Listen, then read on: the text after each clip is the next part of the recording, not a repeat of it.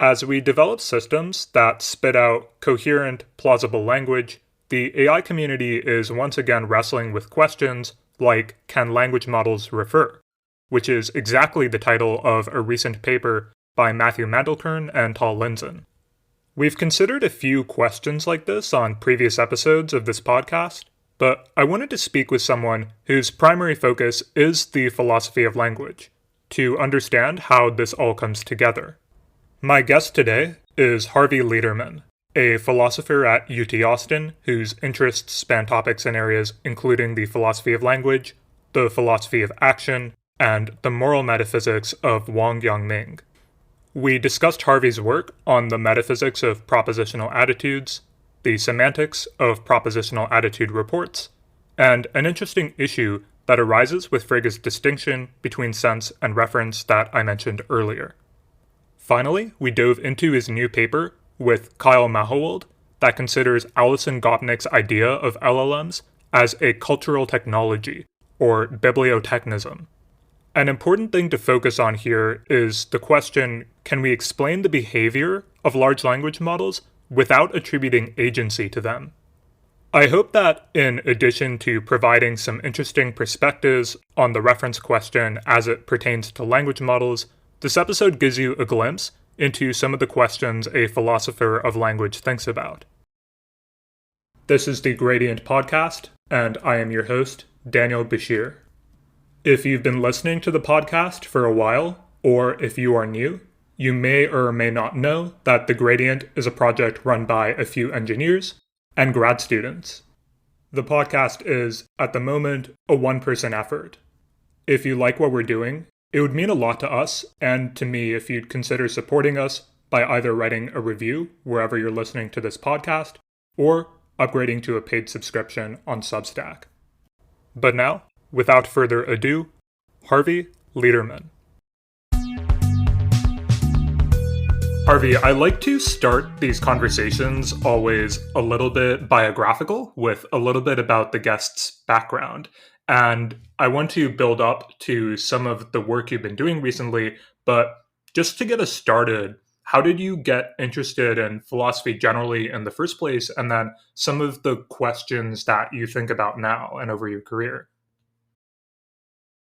I think I have a weird story about how I came to philosophy, not so uncommon, but a little bit strange. I was a classics major as an undergraduate, and I actually did not take any courses in contemporary analytic philosophy, which is quite unusual for people who end up being faculty members in philosophy. I was very interested in literature, and I was interested in comparative literature. So I started as an undergraduate also to study Chinese and classical Chinese, which I did fairly intensively at that time. I then went to graduate school and did 2 years of classics graduate school, actually. While I was there, I started to study ancient philosophy seriously. And in the course of that time, I realized that, well, first of all, I discovered Aristotle, which really blew my mind. I was so interested in pretty much all parts of Aristotle, but especially Aristotle's physics. And in fact, my first paper is about Aristotle's physics. I think as I got deeper and deeper into that, I got more and more interested, not just in what Aristotle thought about certain philosophical questions, but in what the answers to those philosophical questions were. And so I started to consider the possibility of going to graduate school in philosophy, which was a new departure for me. You know, I hadn't been in a philosophy department. There's a sort of longer story to tell, but I ended up doing that. As I made that move from classical philosophy to contemporary philosophy, I got particularly interested in a set of questions about joint agency, kind of social agency, questions that you might think of as associated with game theory, and that I was studying in connection to tools from game theory. And also relatedly in how conversations work, because those are instances of kind of joint activity. And that led me into a bunch of further questions, some of them about the nature of rationality, because the models and the sort of theories that I was interested in of joint agency were predicated on particular accounts of individual agency. So how would people do things together or do things in competition with each other? Well, it depended in part on how they would do things alone. And so I became interested in accounts of that. And that made me very interested in some sort of foundational concepts, things like belief, knowledge, rationality, that are the central topics in epistemology, at the same time as never losing interest in questions about how conversations unfold and how those are relevant also to these questions about sort of basic individual notions. I want to get on to talking about some of your specific work. And the first paper I had in mind was this really interesting one on higher order metaphysics and propositional attitudes. And I did some searching around and found a tweet that you wrote about this paper where you said that this is the paper of yours that you're probably the least happy with because you weren't satisfied with how you managed to make the central challenge precise. And I can definitely see that there's like this is a really difficult question that's being wrestled with in this paper. But I guess by way of introduction, I'm curious maybe to hear you expand on that and kind of get into how you started thinking about the questions in this paper. So, I told you a little bit. I'll answer the last part first, and then maybe we can work up to why I'm not totally satisfied with this paper. As I mentioned, I started out by working on topics about sort of rationality among groups, how people relate strategically to each other, but also in particular how they coordinate with each other. And one thing that I became interested in was the extent to which various mathematical models that we use of rational agents are idealizations, are applicable to people. Now, this is certainly, I'm not the person to discover this question. There's been an enormous amount of discussion in economic theory about, in part, connected to the so-called behavioral revolution of the 1970s, about the extent to which these abstract models of rationality connect to the psychology of humans. But as I became more interested in those questions, I became very interested in foundational questions about the nature of belief and desire. So you can think of the sort of basic subjective expected utility model that people think of as the sort of touchstone in economics and in the theories of rationality that I was most interested in as having two ingredients. One is the subject's beliefs, which are usually represented by a probability distribution.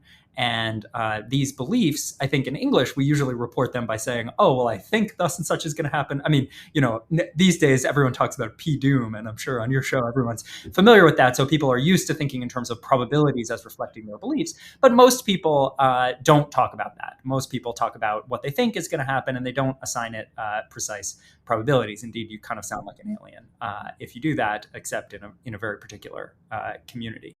And the second ingredient are a representation of the agent's utilities, which we can think of as what a person wants to various degrees. So there's a kind of what people think and what they want go together to make up this particular model of rational agency.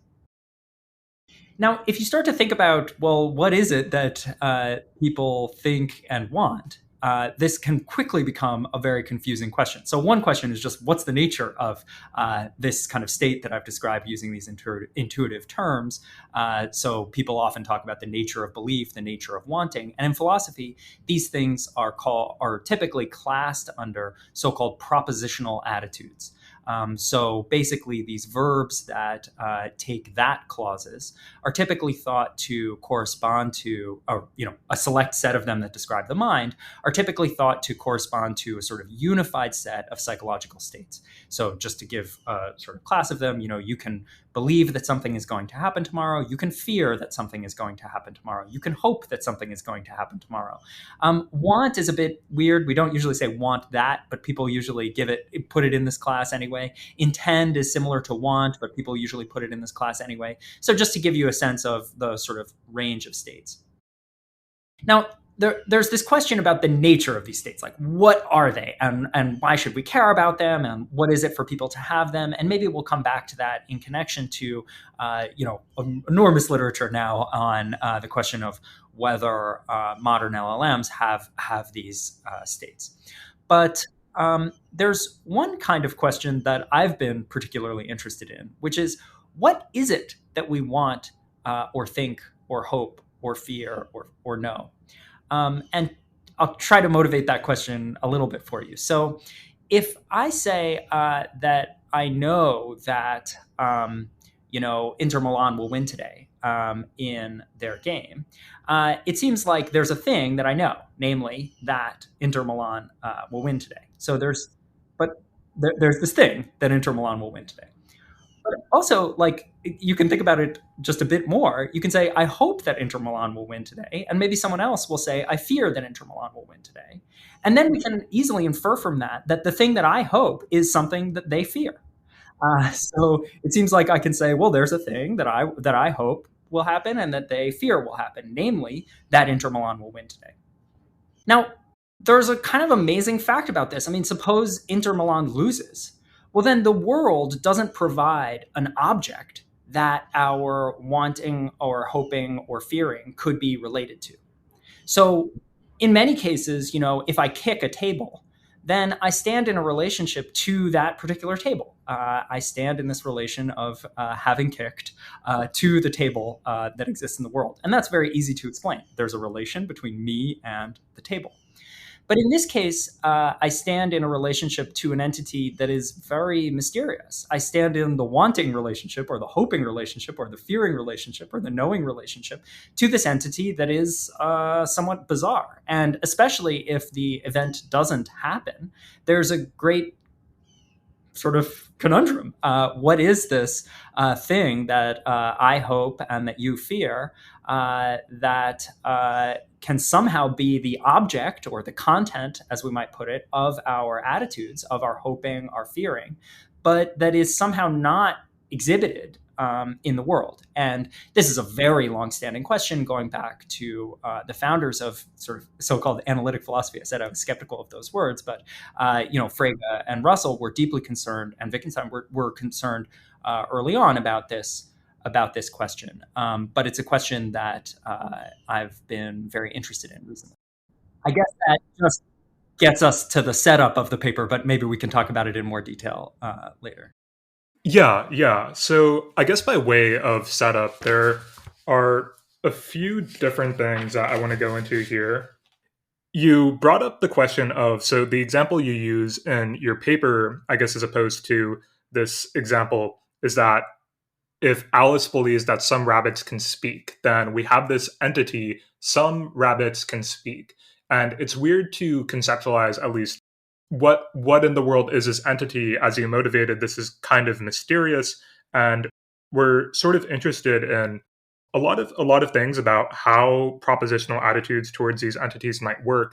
And one thing you bring up early in the paper is kind of your interest in people who sort of take a language seriously as a reflection of the world and take its syntax to correspond in an important way to reality. And so for this higher order metaphysician, that is to say, for a syntactic type, there's a corresponding ontological category. And this kind of relates to the some rabbits can speak. What is like the category that this picks out in the world? And so could you speak maybe a little bit to just unpacking what's going on there and how you think about, again, this question of these syntactic types, the reflection of things out there in the world? I think this also speaks to some much broader questions as well. But I'd love for you to unpack that a little bit.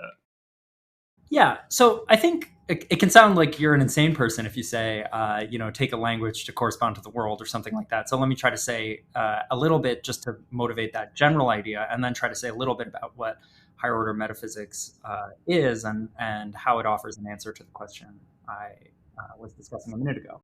So if you think about, theories in physics or something are couched in a particular mathematical English language. So someone writes down a theory. There's a little bit maybe of a question of what the theory is. In some cases, it's just a set of equations, and you can point to it and you can say, those are the equations. In other cases, maybe we haven't figured out what the equations are. People are still working on it. String theory is a bit like that.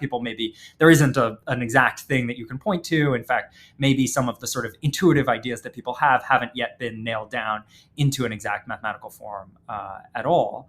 But in these cases, we're taking the symbols of our language to correspond to the world in a very direct way. So I think that's at a very fundamental level. People are saying, well, this term is talking about, space-time or some particles or whatever it's talking about. And I think so that's a model at the very ground level for how you might think about how language corresponds to reality, and how we might think like, oh, when you're writing down these theories, I mean, it would be a disaster if there were sort of parameters in the thing that didn't correspond to reality. I mean, the whole project is to try to give a description of reality. Now, the higher order metaphysics is an approach to metaphysics that involves well, it's a little controversial what it involves, but I'll describe it in the following way. It involves developing a new language and then claiming that new language corresponds to reality in a very particular way. So I started with the example of these theories in physics because I think that's a helpful example of a case where it's not that you grew up speaking that language. So as people and many different researchers have developed this formalism and developed this language, they've kind of given it a meaning over time. And so these are new invented, I mean, at a certain point they were invented symbols, but they were able to have this meaning where they corresponded to reality. And now in some cases they're our best description of how reality at a fundamental level works. So higher order metaphysics is a similar approach, the idea that we can extend or just start fresh with a certain kind of language that will describe reality in a more perspicuous way than English or even some other kinds of formal languages. Now, of course, it's not supposed to be a replacement to fundamental theories in physics. It's supposed to be compatible with physics, but it's supposed to be an extension of those ideas. And in particular, the kind of problem that is motivating the introduction of these theories, or let's say the excitement about these theories, are problems about problems about properties and propositions and things like this, which I'll explain now. So there's been a really longstanding problem in all philosophy that I know of, including the Chinese tradition, the Indian tradition, and the European tradition, that about the nature of what are sometimes called universals.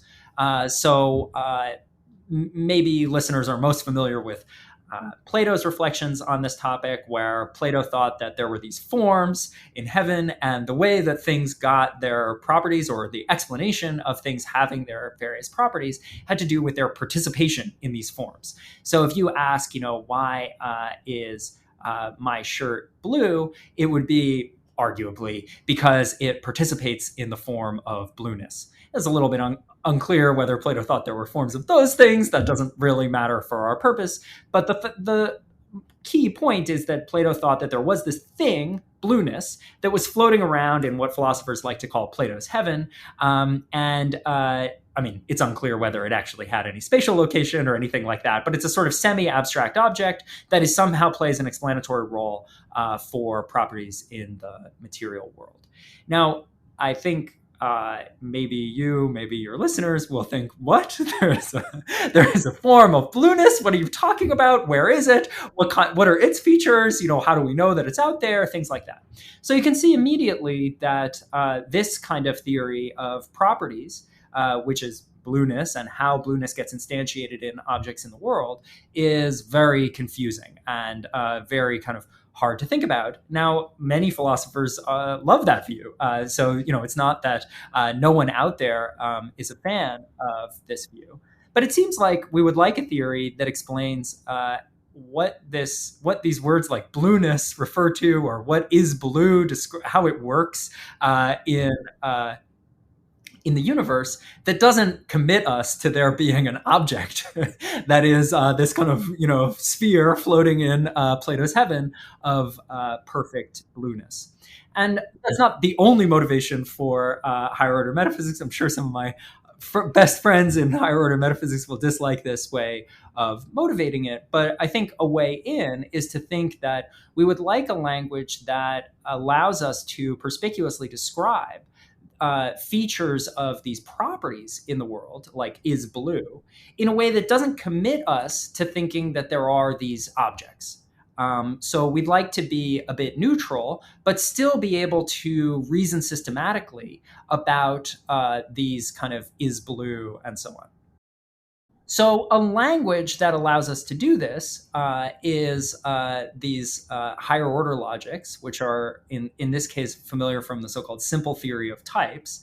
And these languages have a kind of complicated history, which I'm actually not an expert in. But Frege himself was already working in a kind of species of, in the 1890s, was already working, and before, was already working in a species of what we now call these higher order languages.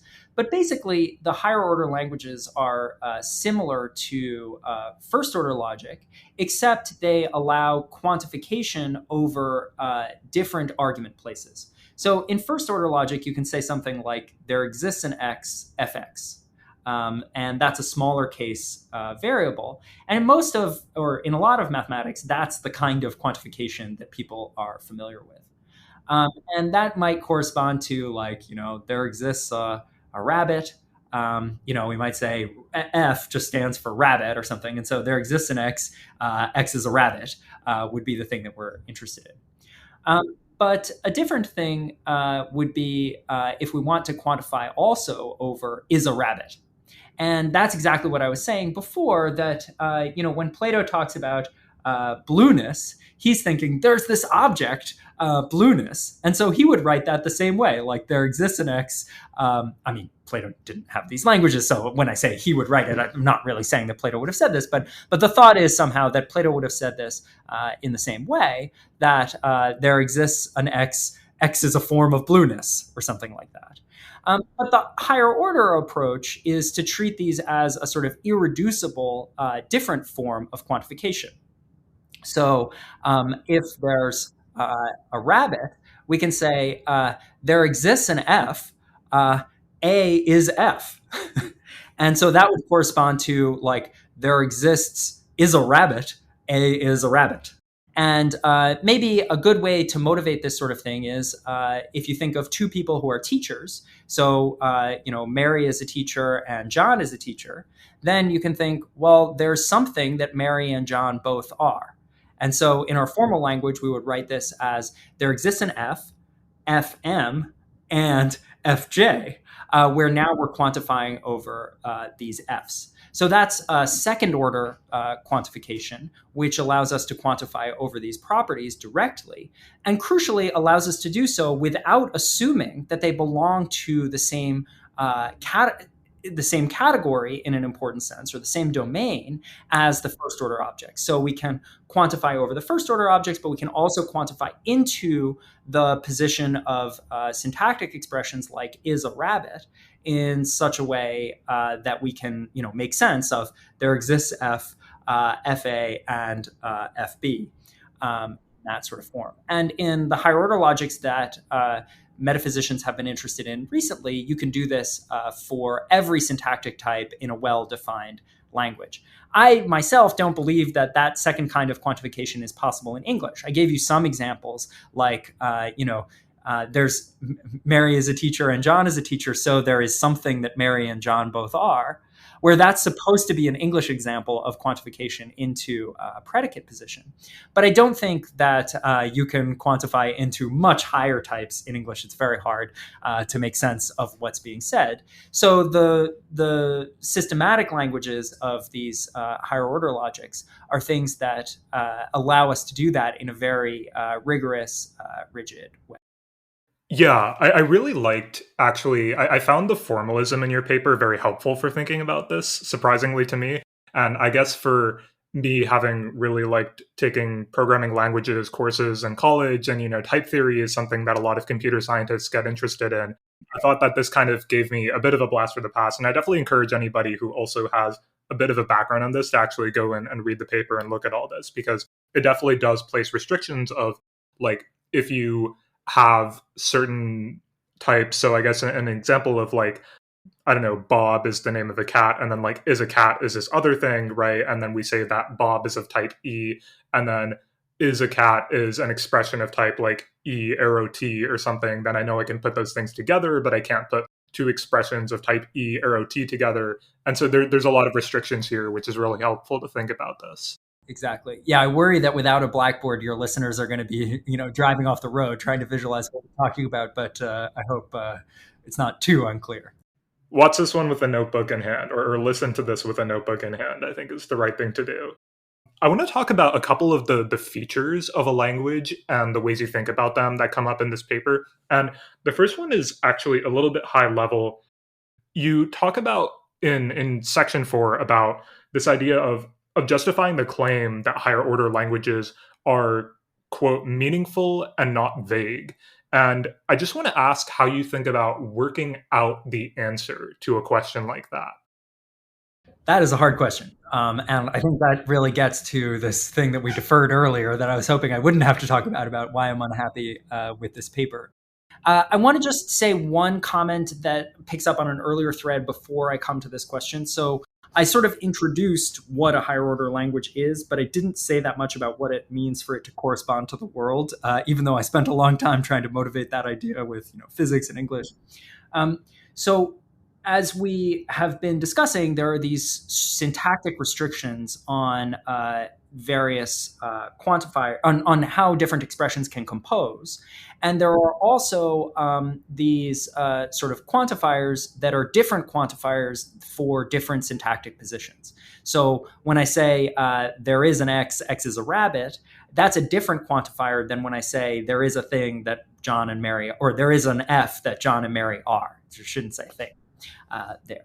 And when we say that when I say in this paper, trying to describe this vision that I think higher order metaphysics is getting at, that the higher order metaphysician, as I envisage them, is taking this language seriously. What I mean is that those syntactic restrictions are, for them, supposed to correspond to features of the world. So there are features of the of whatever the entity is red is that make it so that is red can't go together with is blue. Those are the kinds of entities they are. Now, when I say that those are the kinds of entities they are, I'm not necessarily, I don't want to be saying the thing that I wasn't ridiculing, but that I was mentioning sounds crazy in Plato before, that there's this kind of, circle of blueness floating in Plato's heaven. I want instead to be thinking, well, we don't really know what these entities are supposed to be, and sort of our project to figure out what we can say about them.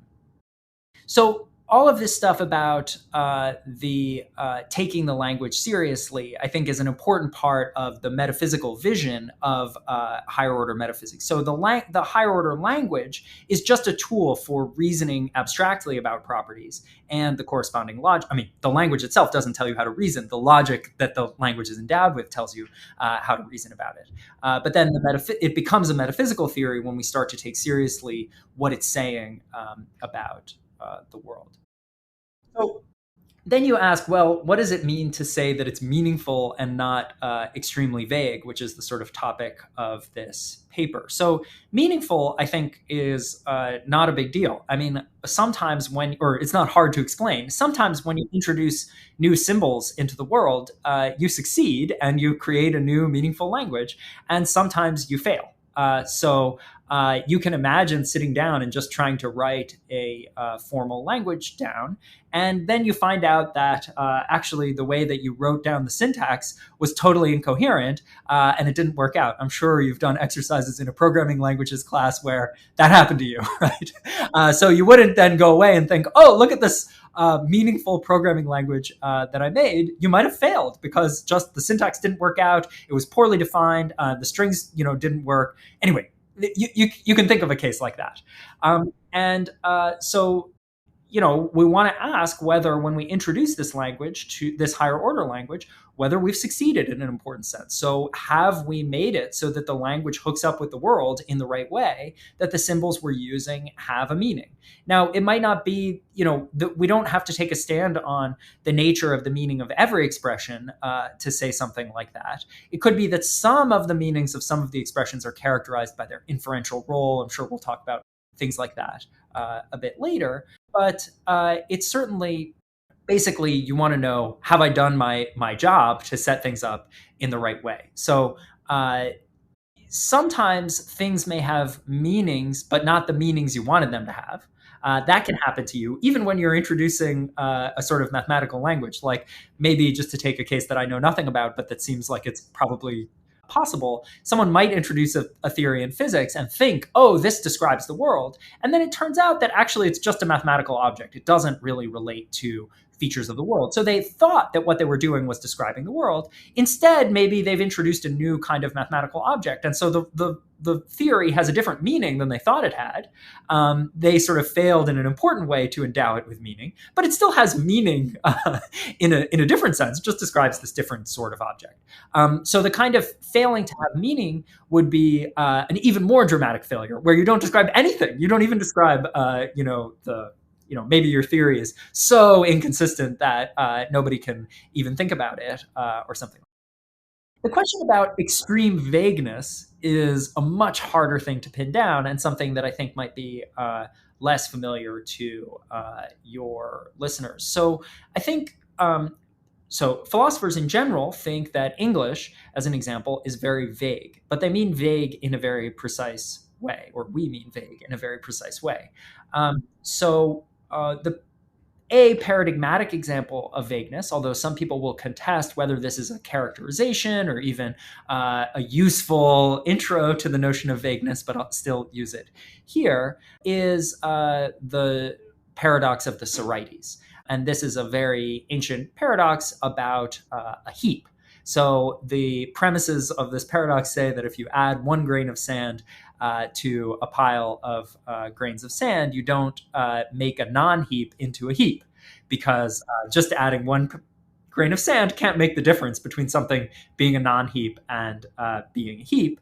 But 0 grains of sand are not a heap, whereas infinitely, or whatever, 5,000 grains of sand, maybe that's not enough. I don't really know that much about grains of sand. 5,000 grains of sand probably are a heap. So somewhere in between, it seems like we have to somehow get from non-heap to heap, but it seems like no particular heap, no particular grain can make the difference. And so the thought is that this word heap must be vague in its application to some of these intermediate cases.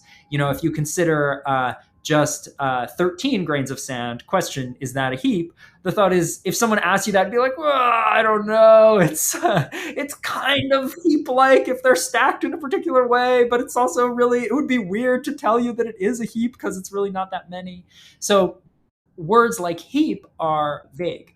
But philosophers think that actually tons of terms in English are vague in this way, that there are these borderline cases where you find it weird to talk about whether it satisfies the example, it satisfies the term or not. So color terms in general are like this. There are plenty of things in your life that if someone asks you, is that green? You'd be like, well, I don't really want to tell you because, then you'll think that it's this other kind of green. Or you can think of examples that, of a table that are kind of, they are a table if you look at it one way. They aren't a table if you look at it another way. And so it feels very awkward to just say. And many philosophers think, these kinds of vagueness are just totally pervasive. They're all over the map. And one thing that can happen in introducing a formal language is that you don't put enough constraints on the meaning of the introduced expressions for them to be non-vague. It may just be really indeterminate how they apply to various cases in the world.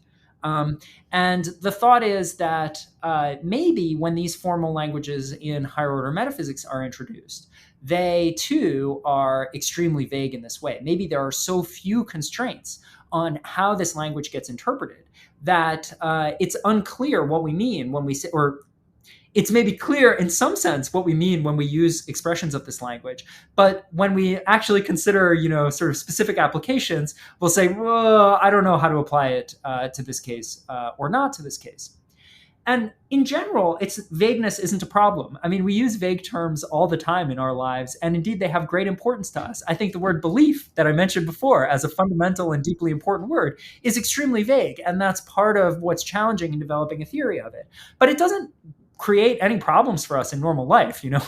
We talk about what people think all the time, and there's no trouble. And similarly with words like good or happy or things like that, or old. I mean, it may matter to you a lot whether you're bald, but that's still a vague term. And so, it can even be to things that are significant to us. Don't worry, you're nowhere close. I can tell. But there are things like this that are vague words that are very that matter a lot to us. But I take it that the ambition of higher order metaphysics in general is to provide a very exact theory of the universe. And so if certain key terms turned out to be vague, or in the way that I put it in the paper, extremely vague, that would be a failing of the theory. It would not then have done enough to help us describe the world. Yeah. And one of the things that comes up in this paper a few times is what I think of as maybe another motivation or the stakes of this question of meaningfulness or vagueness. And I think we've kind of introduced this in a couple of places, but some of the ways you put it, and maybe this can be an opportunity to introduce one of the particular desirable features of this language, which is, I think on page 18, you talk about how giving up something that you term atomic congruence is undesirable because, importantly, we lose a tool for answering key deep questions like Goodman's question, how fine-grained is reality, which is probably a pretty interesting question to interpret on its own. But I'd love for you to expand a little bit on how some of the sort of desirable features of these languages, their meaningfulness, their vagueness, kind of contribute to some of these really deep questions in philosophy that we might be interested in answering. Wow, you really got very deep into this paper. I'm very impressed by your close reading. I think a key question in higher order metaphysics and involves something that I haven't talked that much about yet, but which I'll now say a word about, which is higher order identity. So I've talked a lot about quantification at these different into these different syntactic places, or as I've put it picturesquely, although I'm a little bit nervous about this way of putting it, over these sort of different categories of entities. But in addition to being able to quantify over these different categories of entity, we can also talk about identity among them. So, for example, we can ask whether is red is identical to is blue. Now, in the formalism that we use in higher order metaphysics or in these kind of higher order logics, that identity symbol can't be used between two objects. So if we ask if I'm identical to you, assuming we're both objects, not properties or something, then that would be a different identity, a different kind, a different identity symbol, and maybe a different relation in the universe than the one that holds between is red and is blue. But they have certain crucial structural components in common. For example, they both presumably allow that identical things have all the same properties. They both presumably are reflexive relations, so that things bear them to themselves. They're presumably transitive, and so on. But when we start to ask questions at these higher levels, we realize that there's this array of challenging but also fascinating and potentially fundamental questions about the nature of reality that are very hard to answer. I mean, it's pretty clear to me, probably clear to you, that is red is distinct from is blue. I mean, there are some things that are red and not blue. But there are other questions that feel very hard to answer, like, is red identical to is red and is red? So if when I say that, this jacket is red and this jacket, is that an identical claim, that sentence? Is that identical to the jacket is red and the jacket is red? I don't know. Hard question. And it seems like it doesn't seem like we can, in fact, formulate directly these questions very explicitly in the higher order language, and they arise very naturally. But the problem is that answering them requires that we know what we're talking about in an important sense. We don't want it to be the case like, oh, you could speak just one way, where you say that is red is identical to is red and is red. And we can speak another way where they're distinct. And both ways are perfectly fine ways of speaking. because that would mean that we weren't really addressing a fundamental question about the nature of reality. We were just legislating some weird fact about a formal language. So insofar as these are metaphysical theories, we want it to be that the language is specifically, is sufficiently well specified that there's an answer to those questions.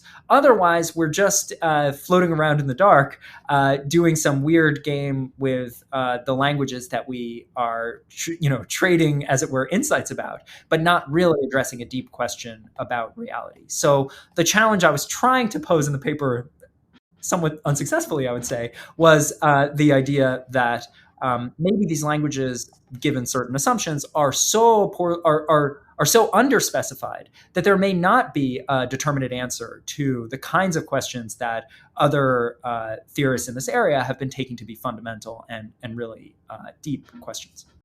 Yeah, that's really helpful.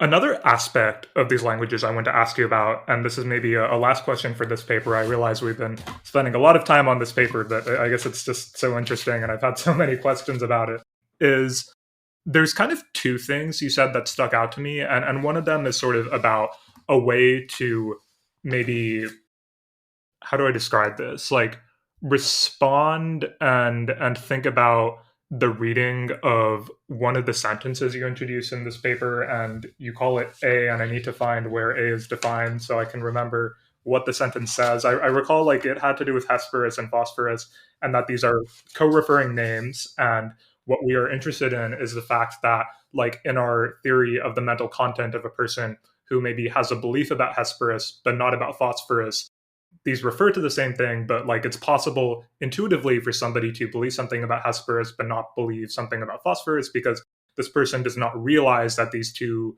things actually like co-refer. And one of the interesting things about this is you note towards the end of the paper that you're sort of talking about a plausible theory of English and how we might respond to some certain objections here. And you say if we understand our intuitions of mental content to be based on judgments of English sentences.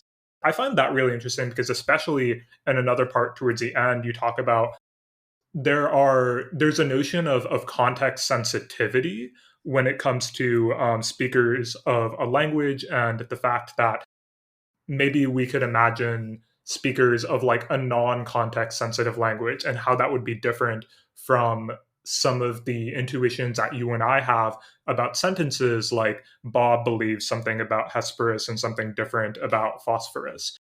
And so it's just interesting to me to think about the notion that we could have a totally different language that is maybe not context sensitive or not English, and that this could really affect the ways in which we intuit what the mental content somebody has looks like. And this is like maybe a very broad, vague, not well-defined question, but I'm just kind of curious to hear you think a little bit about to what extent our intuitions about mental content maybe are based on judgments of English sentences. And then if you have any thoughts on what the possible available differences are in how we could judge mental content, if I'm like failing to make this question, a good like full one, but hopefully some of like the motivations there make sense. Yeah, definitely. So, I mean, I think that there's one way of thinking about mental content where you think, look, why is language relevant at all? We do cognitive science. And that's what tells us about the attitudes that people have and the behaviors that we use to, or the sort of, and the attitudes that we attribute to people in order to predict their behavior. And so it doesn't really matter how people talk about it in English or Turkish or whatever. The question is, what is our scientific theory of people going to say about what attitudes they have? And I think that there's certainly an important project there, which is, a very deep and important project there, which is to understand how to give a theory, a high-level theory of behavior, and in terms of various kinds of categories that we are partly inventing, partly discovering, as we figure out what's useful to predict at this appropriate level various people's behavior. And in the context of that investigation, someone might use the word belief and use the word desire, but they don't really care about what those words meant originally in English. They are just using those words in the same way that you might use the word group in mathematics. It's not that you're like, oh, here's my analysis of, most groups that I'm aware of don't have operations defined on them. They're just 4 or 5 people who hang out together or something. So you're just using stipulatively this word belief to define the new category that you're interested in that case. And there's a pure project there that I have, to some extent, little to say about. But there are different questions that you might have about how people represent other people. So when psychologists study theory of mind in people and in animals, they're interested in how it is that, in my mind, I'm somehow representing what's going on with you. And the categories that I use there might be quite different from the stipulative categories that people are using in the sort of purely scientific enterprise. Those aren't just stipulated categories of belief and desire. We have to be a bit responsive to how people themselves are representing it. Now, the way that we're representing it, as it were, implicitly, might be quite different than the way that those realizations are realized in language, than those sort of representations are realized in language. It might be that actually, like, I have a little box for some aspect of you that doesn't correspond to any word of English, or for that matter, any word in natural language. In fact, that might be your sort of starting hypothesis. But a different way of thinking about it is, well, why did we end up speaking languages like this? It seems that many languages in the world, even those which are historically unrelated, have certain classes of these verbal expressions for describing aspects of people's minds. And presumably that corresponds to some sort of need that people had to talk about those aspects of people's minds. So there does seem to be some relationship between belief and desire in the theory of mind kind of sense. Or there's a sort of proposed idea that there should be some relationship between that and the way that those things are realized in English.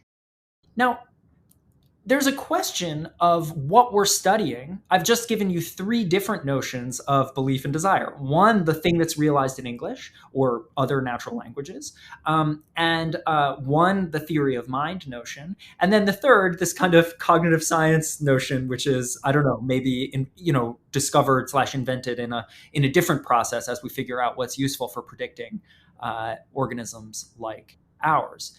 Now, it seems like one question we can just ask is, well, what are philosophers most interested in? And I think the answer is depends on who you talk to. So some philosophers are actually most interested in the thing that's realized in English. So they're interested in what we're talking about when we write novels about other people's minds. We're interested in what we're talking about when we have those deep, debrief conversations after a bad, friendship event or something like that. That's what we're interested in understanding. We're interested in understanding this kind of social practice also of talking about each other's minds. A different kind of philosopher is most interested in the theory of mind thing. They're most interested in trying to understand how it is that we conceptualize other people, regardless of how we talk about it. And a third kind of person is really don't care about either of those issues and is most interested in the kind of cognitive science notion. So I am a bit unusual in this landscape, or I would say most philosophers of mind are not that interested, or maybe that's too strong. I would say many philosophers of mind are not that interested in the way that these things are realized in English. But I am very interested in the way that things are realized in English. I'm not really a philosopher of mind. I'm not at all a philosopher of mind. I'm primarily I'm primarily many things, but in this particular domain, I'm coming at these questions from the philosophy of language. But I think that the questions about how we talk about belief, desire, and so on are deeply related, at least to the theory of mind sense of belief, desire, and so on. And I think that those questions are important and that we need to be responsive to natural language when we talk about these ideas, because the philosophical puzzles, the basic philosophical puzzles about belief, desire, and so on, are posed using English. So if you want to solve a puzzle that is posed using a particular language, you have to, in some sense, address what the terms of that problem, what the terms of the formulation of the problem mean. And so if you just go off and you say, oh, well, here's my theory of what the cognitive scientists are going to discover eventually when they give a better theory of human behavior, then you won't have addressed a basic puzzle that you started with about belief as it's used in English. So the sort of hard examples of thinking, desiring, and how that relates to behavior that started me thinking about these problems are questions that are related to the way that we talk to each other about these notions, and maybe a bit related to the theory of mind notion. So I think there's a close connection. I suspect there's going to be a close connection between those things. I'm not an expert on the empirical data of this, but I'm investigating one side of this question, and I hope it eventually hooks up with the way that people are thinking about theory of mind. I think that to solve the philosophical problems, we need to think in part, at least, and maybe quite deeply about the way that these things are realized in natural languages. So that was a very long-winded answer, but I hope it addresses some of the questions that were behind your remark. I think it absolutely does. Yeah. Having badgered you a lot about this paper, I think we should probably move on to some of your other work here, because there's still a fair amount to discuss. And the next paper I had in mind was this really interesting one on perspectivism, where we're again kind of encountered with something that is sort of Frege inspired again. And the sentence that you ask us to consider is, Lois knows that Superman flies, but she doesn't know that Clark flies. And there's again, kind of different ways to handle what exactly is going on here, because from one perspective of what knowledge is, it's obvious or seems obvious that if Lois knows that Superman flies, then she does know that Clark flies because Clark is Superman. But then from another perspective, we're thinking about the intuitions of Lois's internal mental content. And from that perspective, maybe you have a different conclusion here.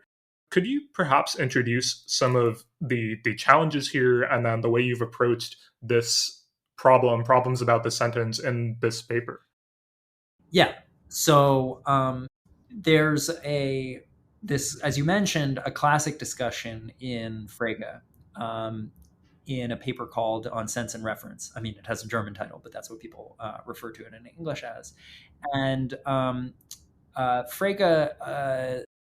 Frege's discussion has inspired a lot of different discussions in philosophy. And so there's even kind of controversy about what it means to say, Frege's puzzle and what the real puzzle is, what the sort of core issue is.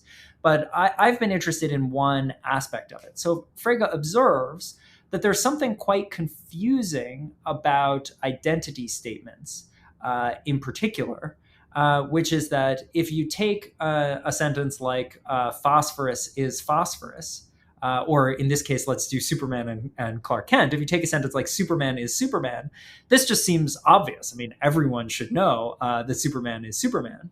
But it's a little confusing because the sentence Superman is Clark Kent is like a sentence that could be an amazing revelation. Indeed, it is in the story, that it's a huge revelation to many people that Superman is Clark Kent. But as you observed, it seems like, how could that be a real revelation? Because since Superman is Clark Kent, isn't the claim that Superman is Superman the very same claim as Superman is Clark Kent? And I want to just bring this back to something I was talking about in the higher order metaphysics to give a sense for the unity of these various projects, because I think maybe someone listening to this will think, wow, this is just chaos. Why are all these things related? I mentioned before this question about, is the property is red identical to the property is blue? And now I want to say, well, this is actually a very similar claim about the identity of sentences, as we might put it, or the identity of whatever is expressed by sentences. The question is it true that Superman is identical to Superman is Clark Kent? So here we have a higher order, as it were, a higher order identity between these two sentences. And part of the question here is, are these two things identical? So one facet of Frege's puzzle, which is what this is often called, is this question about the identity of those two claims. And one way that I think is maybe helpful to understand what's going on is that you might have had a starting theory of these claims, where really what was going on was they sort of featured the underlying object. So somehow, when I say, Superman is Superman, that's a claim about that guy, the relation of identity, and that guy again. And that's all there is really at the underlying, at the bottom level. And then you might think, well, then Superman is Clark Kent. Really, what that is it's about that guy, the relation of identity, and that guy. But that kind of way of thinking about it, because Clark Kent is Superman, when I say that guy the second time in both of those cases, they're the same guy, or whatever, the same alien. I can't really remember about his status.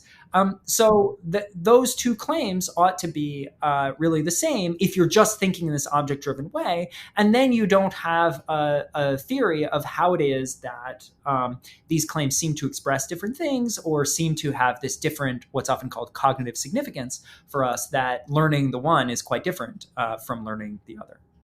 So in the paper that you're talking about, Perspectivism, I and a co-author, Jeremy Goodman, who's now at Johns Hopkins, were trying to explore how far we could go with a particular approach to this problem, which preserves the basic kind of object-driven account that I was just mentioning.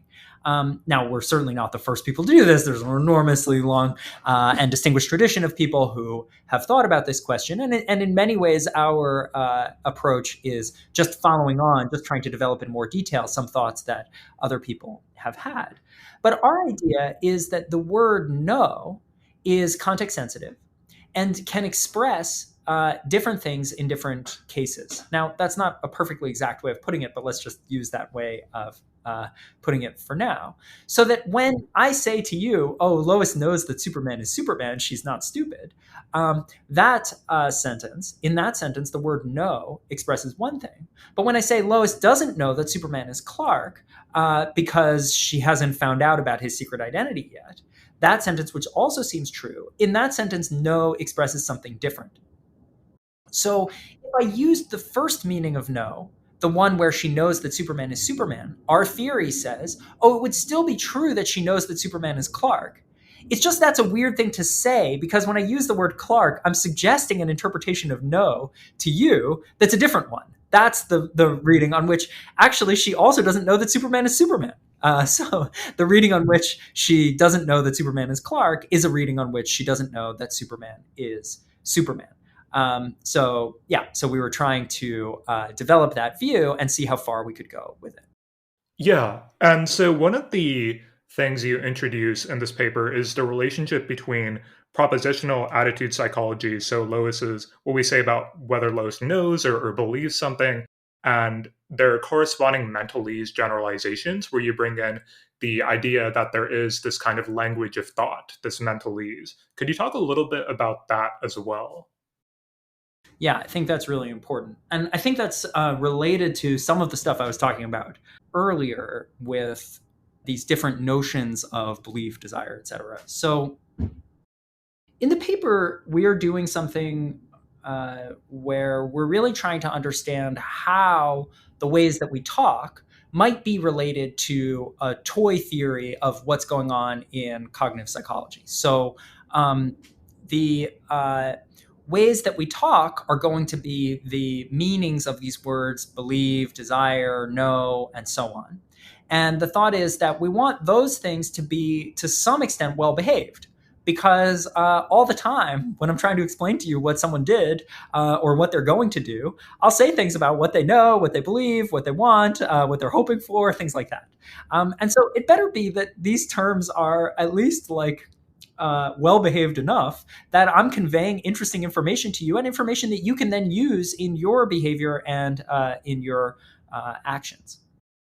But you might worry that the original thing that I said, where we say, she knows that Superman is Superman, but she doesn't know that Superman is Superman. Like, that's going to be an okay thing to say because, well, it's not going to be an okay thing to say, but there's a true reading of it because there can be these shifting meanings of no. You might worry that by postulating so many different meanings of no, it's going to be a disaster. Because when I say to you, your friend knows that this is going to happen and that's why they're not going to be there, you're like, I don't know, which no am I talking about? Am I talking about the no in the first sense, or the no in the second sense, or maybe there are no in a million senses?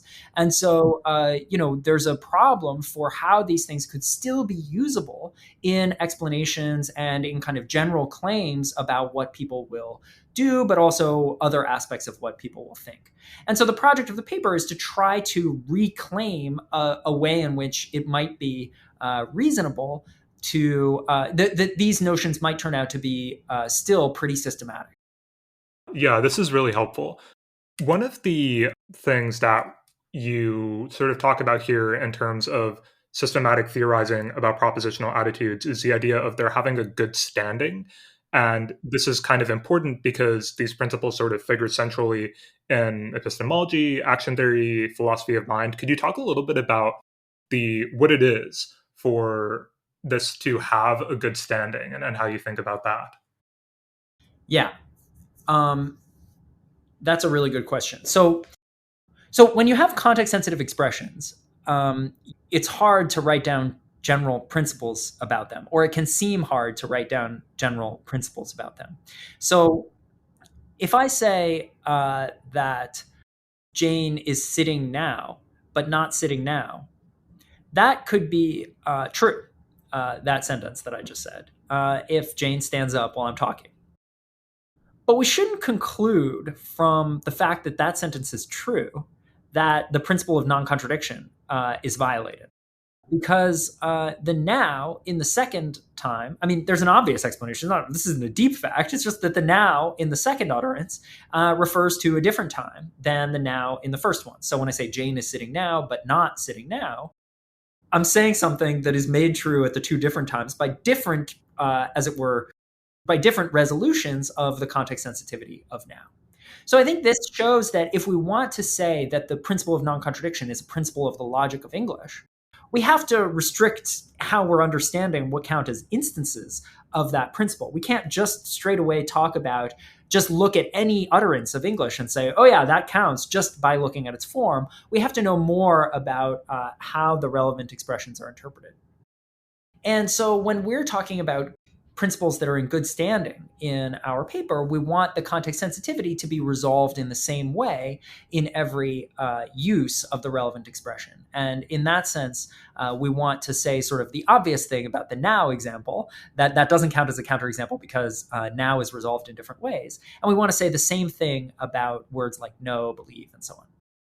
I didn't get to say before anything about the use of Mentalese, but I'm happy to leave that and we can just come back to it or not. That would actually be interesting, yeah, if you could talk about it a little bit. Yeah, so I mean, there's this picture from cognitive psychology or whatever. I don't even know if people would call it that anymore. But there's a picture which people have used as a toy model, which is the idea that people have mental representations that have the structure of sentences. And for us, because we're basically just trying to build a mathematical model that works well, that's very useful as a sort of toy theory that we use in the background. So we're not at all committing to the idea that, mental representations are well represented as sentences. That's not the picture. The picture is just, let's try this because it gives us a lot of structure. And so what we want to do is to give a theory where if we assume that that's what's going on in people's heads at a certain level of description, can we then relate that in a sufficiently systematic way to the resolutions of the context sensitivity of the attitude verbs, like know, believe, and so on. And our project is to see how far you can go doing that with this particular model of people's cognitive psychology. Yeah, that's helpful for describing the relationship here. I think a last question I have on this paper is there's a particular example you use in this paper about something that we might care about the good standing of. And this was, I think, an example that says, does knowledge imply belief? And this is kind of a question that we might be interested in the good standing of. I guess I'm curious, when we determine a question or something does not have good standing in the alternate case, then what do we do about that? Do we formulate an alternative version of this question if we still think we're interested in something about it? Do we kick it from consideration? What kind of happens then? I mean, I feel like there's no principled answer to that, unfortunately. I mean, it's a great question, and it raises important questions about what the project is. So I think the weakest construal of what we're doing here is a how possible a proof of possibility that someone who believes in the extreme context sensitivity of attitude verbs of the kind that we're postulating in the paper could still believe in a certain degree of systematicity in this vocabulary. And we want to show that that's okay, that can happen. But then there's a question, well, how much is enough systematicity? And which principles in particular are ones that turn out to be correct? And I think that there can't be like a general answer to that, because maybe in the philosophy of action, where people are very interested in the relationship between intending and acting, are very interested in the relationship between intending and desire. Maybe someone has given, since we wrote that paper or before, a decisive argument against a certain relationship between intention and desire. Well, then we wouldn't want that theory to come out, that principle to come out in our systematic theory, because it'll be false in the underlying cognitive psychology, presumably, or false in English. So we're trying to be pretty neutral on which principles substantively turn out to be correct, and trying to give as broad a proof of possibility as we can. As we note, and as you're noting, there are certain kind of logical forms for principles that don't work given the sorts of theories that we're devising. And in those cases, we want to try to give the reader strategies for recovering some version of them if they want to recover some version of them. But I think it's up for grabs whether those strategies will be good enough, and it'll probably depend on the particular example you're thinking about. So certainly there's sort of danger for this sort of view lurking in more detailed examination of the particular schema. Before we move on to more AI-specific stuff, there's a last paper that I want to make sure we briefly touch on, which is on sense, reference, and substitution that you also wrote with Jeremy Goodman. And in this one, we're considering a different sentence here, which is if Hesperus is phosphorus and Hammurabi knew that Hesperus is Hesperus, then Hammurabi knew that Hesperus is phosphorus. This is, again, kind of a case where Frege kind of comes to mind again, because as you introduce, there is a sort of equivocation that goes on if we were to assert this sentence. And I think the main point of this paper, as I understand it, is sort of Frege's distinction, though, between sense and reference doesn't reconcile some classical logics here with some of the counterexamples that you bring up in this paper. So I'm kind of curious for you to introduce the ideas here and talk a little bit about that. Yeah, thanks. This is, I think, a very fun or interesting kind of observation. It's a sort of, in a way, a small point, but I think it gets at something that's sort of deep. So I think a lot of Fregeans have thought that they have been able to save, in a particular important sense, this principle that we call substitution there, which says that if A is B, then in any context in any sentence that has A, you can substitute B in for that sentence. And the reason has to do with something that we already were mentioning, but it's going to take a little bit of explanation of Frege's own view. So Frege's view about the puzzle that I mentioned before, that he formulated using Hesperus and Phosphorus, but we've been talking about using Superman, which is a little goofy, but I hope still sort of intelligible, that his idea was that there are two aspects, as we might put it, of the meaning of an expression. One was what he called its reference, and the other was what he called its sense. And so in a normal context, just to introduce these ideas, in a normal sentence, when I say, Hesperus is bright, this Hesperus was a name that the Greeks used for Venus when it occurred in the evening. And phosphorus was a word that they used for it when it occurred in the morning. And the story goes that they didn't know that these were identical. It's not entirely clear it's most likely that they did know that they were identical from a pretty early point. But anyway, that's fine. That's not how the story is told. So the idea is that if I say Hesperus is bright, in that use of the sentence, the word Hesperus refers to the planet Venus, but it has a different sense. And its sense is something like maybe something roughly associated with the description star that appears in the evening, or heavenly body that appears in the evening, because it's not a star, it's a planet. But then Frege had the idea that when I say Daniel believes that Hesperus is bright, the word Hesperus actually shifts in an important way. So its reference, which used to be the planet Venus, now becomes its normal sense. So in that use, the word refers instead to something like planet that is visible in the evening. Yes, that is visible in the evening. And Frege's idea was that this could solve the problem of substitution, because when these words occur, as we say, embedded under the attitude verb, they have a different reference than they normally do.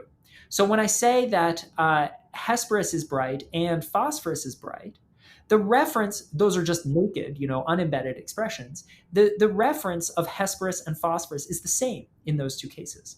But when I say that Daniel believes that Hesperus is bright, but doesn't believe that phosphorus is bright, that can be made sense of because the reference of Hesperus in the first case is its sense, and the reference of phosphorus in its second case is its sense.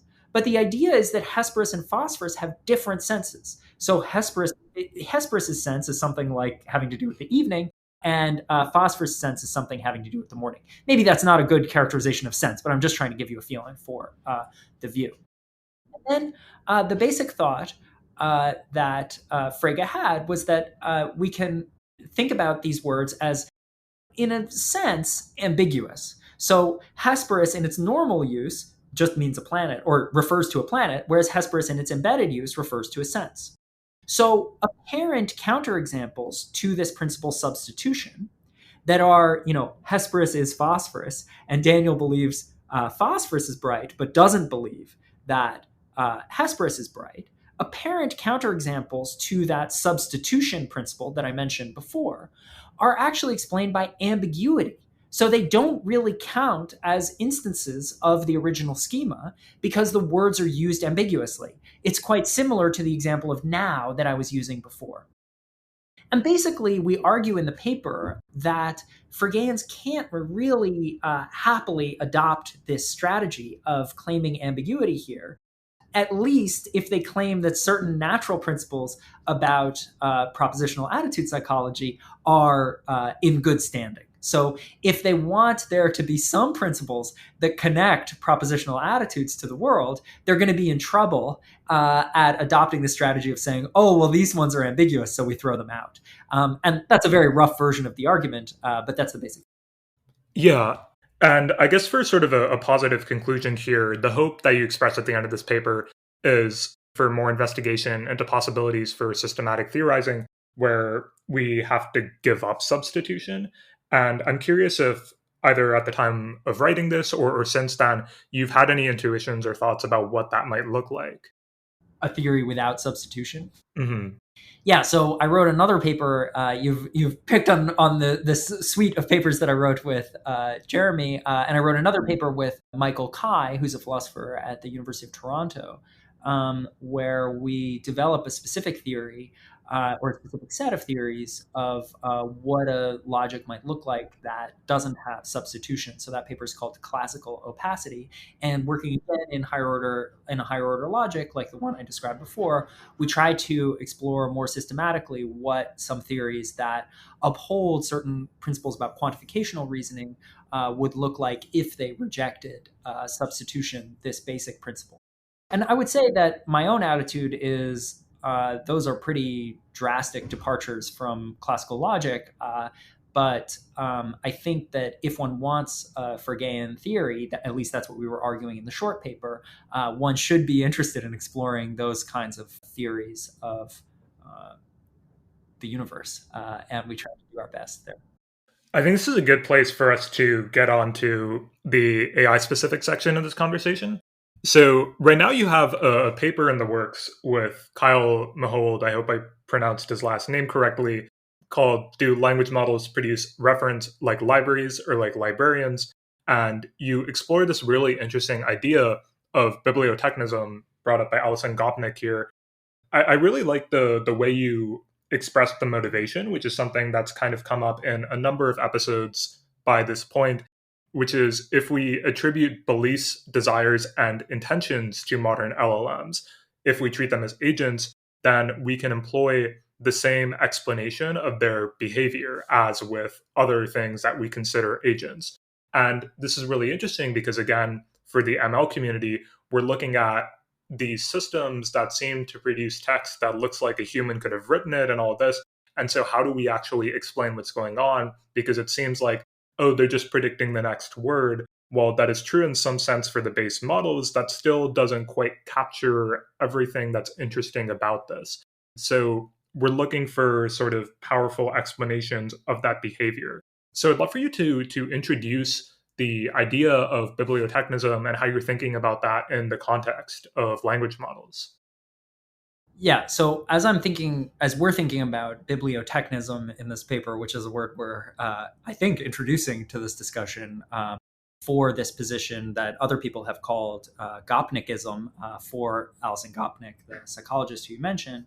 In this paper, we are interested in taking bibliotechnism as far as it can go in a certain sense. So bibliotechnism is a view that sees language models as a cultural technology, as something akin to a library or a printing press that allows for the transmission of information, but not necessarily the production of new ideas. And the general picture there is to try to understand language models without attributing beliefs, desires, and intentions to them, without seeing them as agents.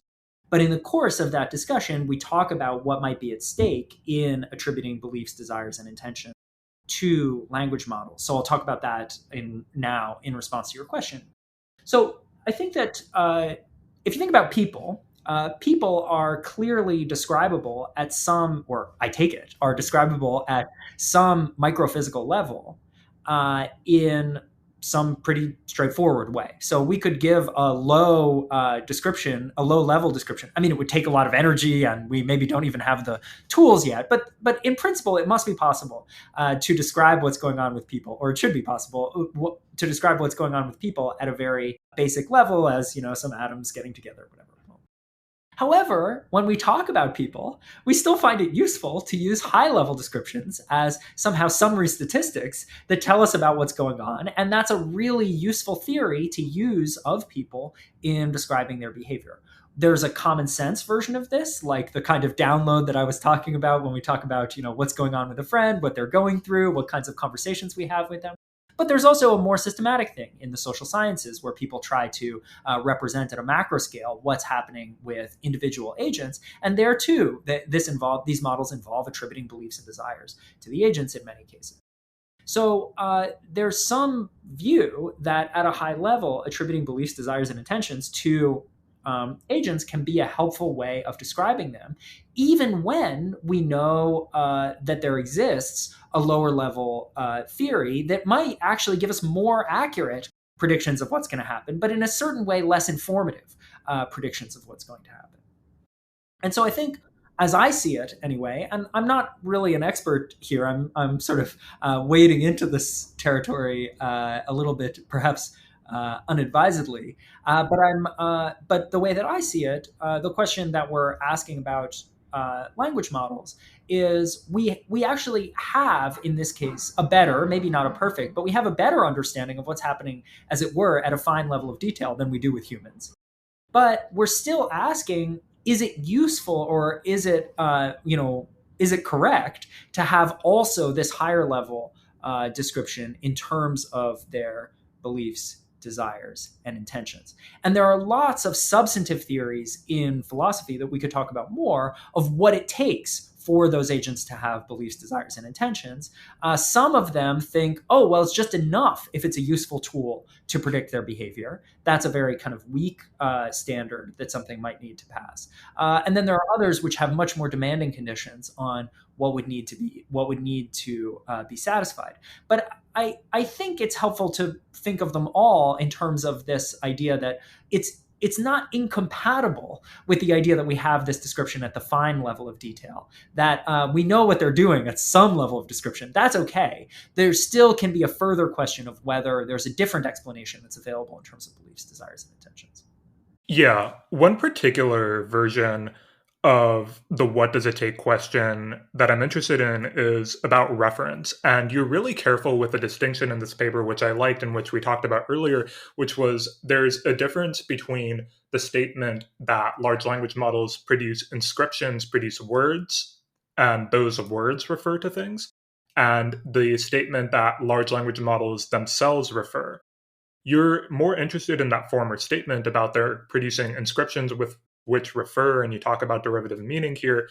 But I'm also kind of interested in that. What does it take for something to be capable of reference? And there's a way that, I guess, in speaking to somebody else about this, he brought up his notion that the capability for reference is there's sort of an ontological question of, is this the sort of thing that is in the business of referring?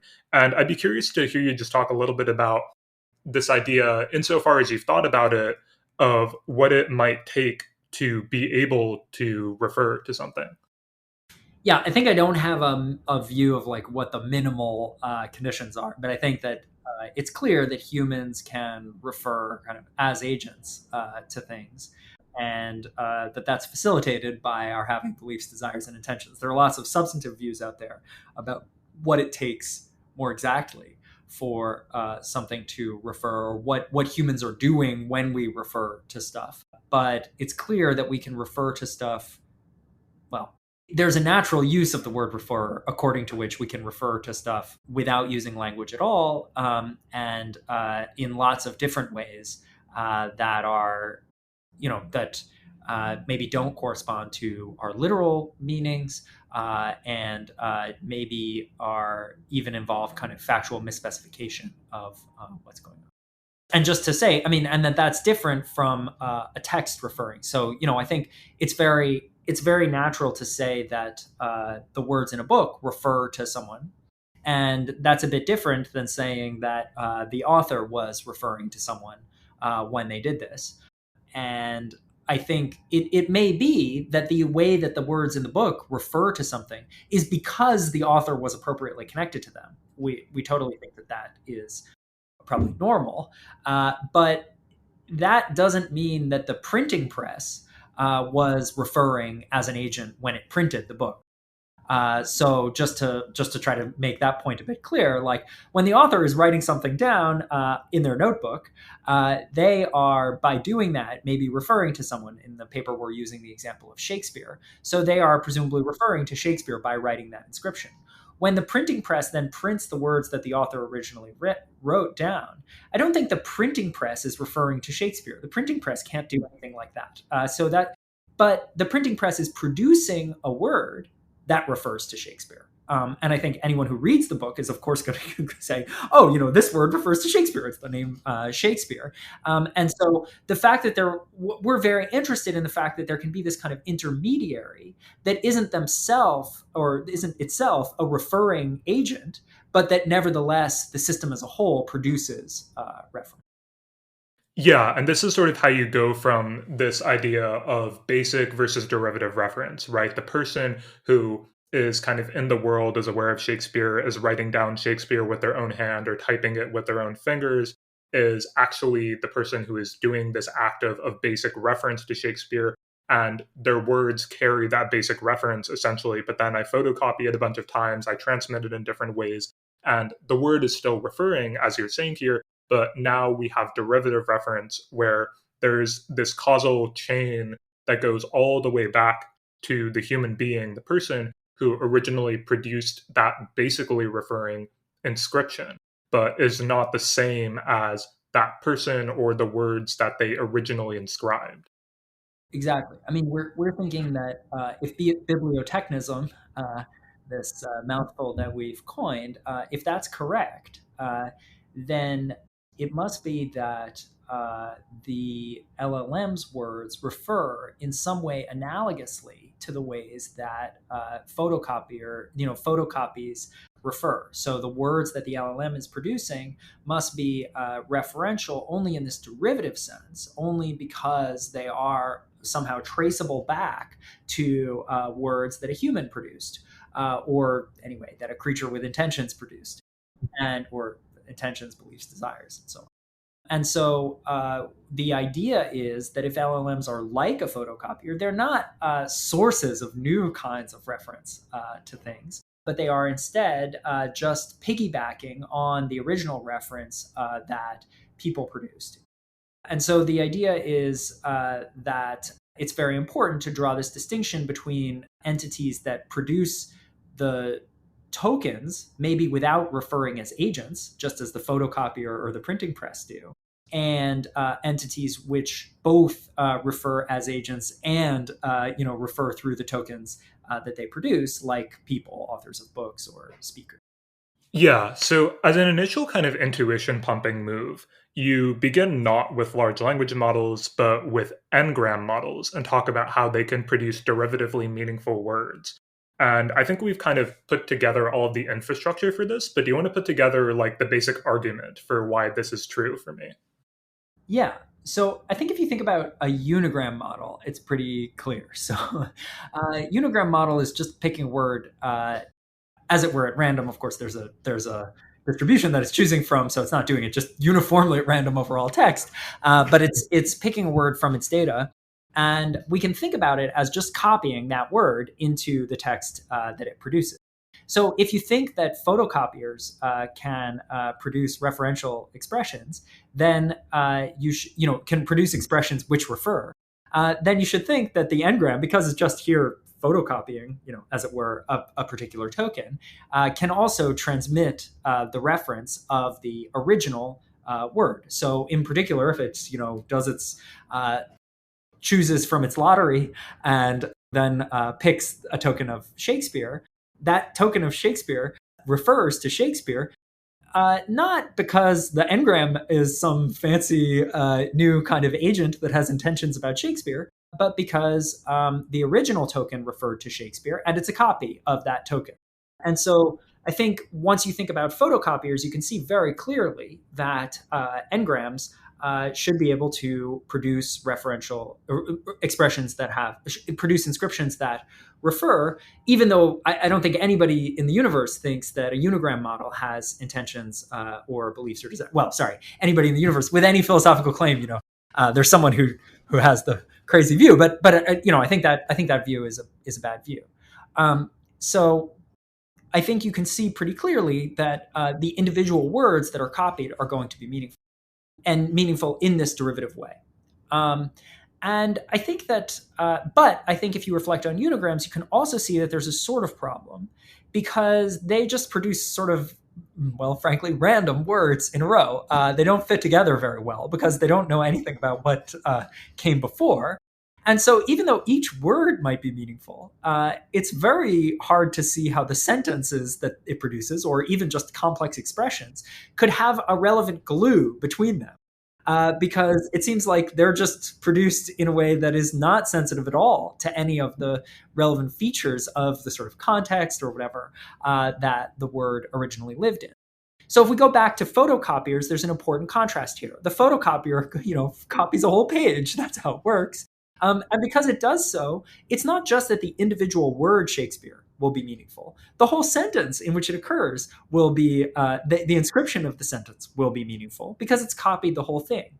But the n-gram, the unigram in this case, is garbling that context. And because it's garbling it, it's not causally sensitive in the right way to the overall context. So we don't want to say that the whole sentence inherits its meaning because there was no original sentence that it was copying. I mean, it's just copying some words chosen from all over its corpus. And so even though each one of them could be good, they won't fit together in the right way.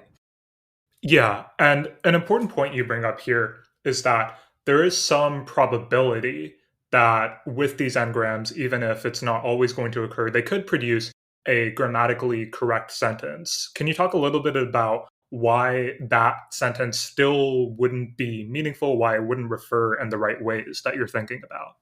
Yeah. So I think there's one case that I'm very clear about, and there's another case that I'm still thinking about. So one case that I'm very clear about is, suppose it copies, Shakespeare from one part of its corpus, was from another part of its corpus, born from another part of its corpus, and in from another part of its corpus, and 1564, I can't remember if that's the right year, from another part of its corpus. In that case, I mean, it's really just a fluke that this sentence was printed here.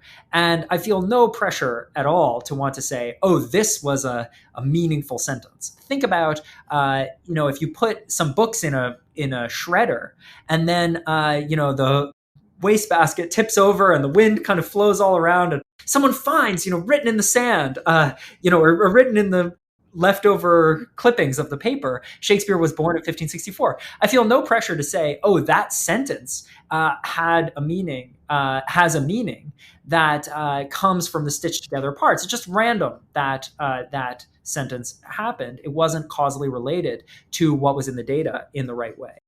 There's a different thing that could happen with much lower probability that I'm a little bit less clear about. The unigram could, just as a matter of fact, choose from its data a token of Shakespeare that comes right before a token of was, and then choose that was next, and then choose that in next, and so actually end up copying the sentence, even though it kind of does that at random.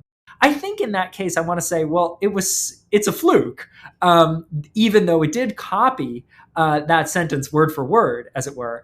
It's really a fluke that happened. And because it was such a fluke, we can't say that it was reliably producing that copy, even though it's reliably producing each word. And so still, I think we want to say that the copy of that sentence is not meaningful as a sentence, even though each of its tokens are meaningful. And even though, as a matter of fact, the n-gram kind of copied that sentence word for word. Does that make sense? Yeah, that's actually, it's really interesting and kind of connects us to the language model question a bit. So what you've introduced here is, again, the copy of a full sentence isn't reliable, but maybe by a fluke, this n-gram actually did go ahead and copy Shakespeare was born in, and this all came in sequentially in its training corpus. And again, the fact that this is probabilistic, though, introduces some issues when it comes to the causal connections we're thinking about. And large language models, there are pretty similar mechanisms when it comes to things like learning in context. And if you've looked at any work that came out of Anthropic, there's these sort of induction heads that will take context from very early in their training data. And then when they spot similar patterns in their prompts, then that kind of gets copied over. And so there's this really interesting sort of set of mechanisms that are going on here, which is, of course, not the exact same as what's going on when an n-gram model happens to, by fluke, copy over a whole sentence. But there are some interesting similarities there. Yeah.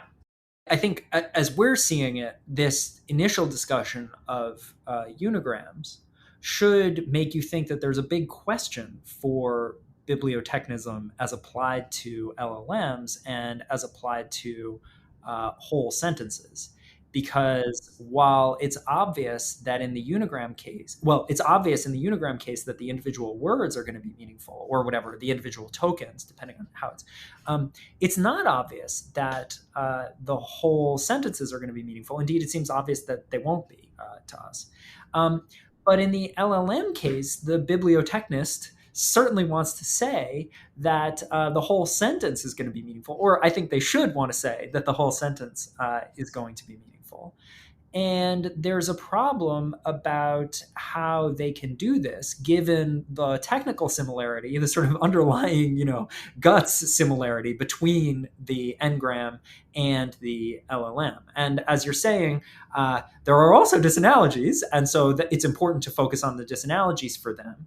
But we're seeing that as an initial challenge that we're trying to respond to in the paper, trying to address in the paper. How do you get from this case of the n-grams, where the word inscriptions are meaningful but the sentences aren't, to the LLM case where we want to say that the sentences are meaningful, in spite of the fact that the underlying mechanism is quite similar in a certain sense to what's happening with the n-grams. So maybe we should talk about that now, or? Yeah, let's talk about that. So by way of kind of bridging us there have been a couple of works in this domain that we've spoken and corresponded about and that have come up that you reference in this paper. So Mandelkern and Linzen have this question, can language models refer, where they respond in the affirmative. I recently spoke to Raphael Millier, who has this really interesting paper with Dimitri Molo that talks a little bit about this question of reference and meaningfulness, and sort of in the context of the symbol grounding problem, arguing that the vectors, the tokens that LLMs produce are grounded, and this has a lot to do with how reinforcement learning from human feedback provides the right sort of causal connections and historical connections as well. So I'd love for you to contextualize where you stand on some of these questions in relation to the other works and discussion that has been going on recently. Yeah.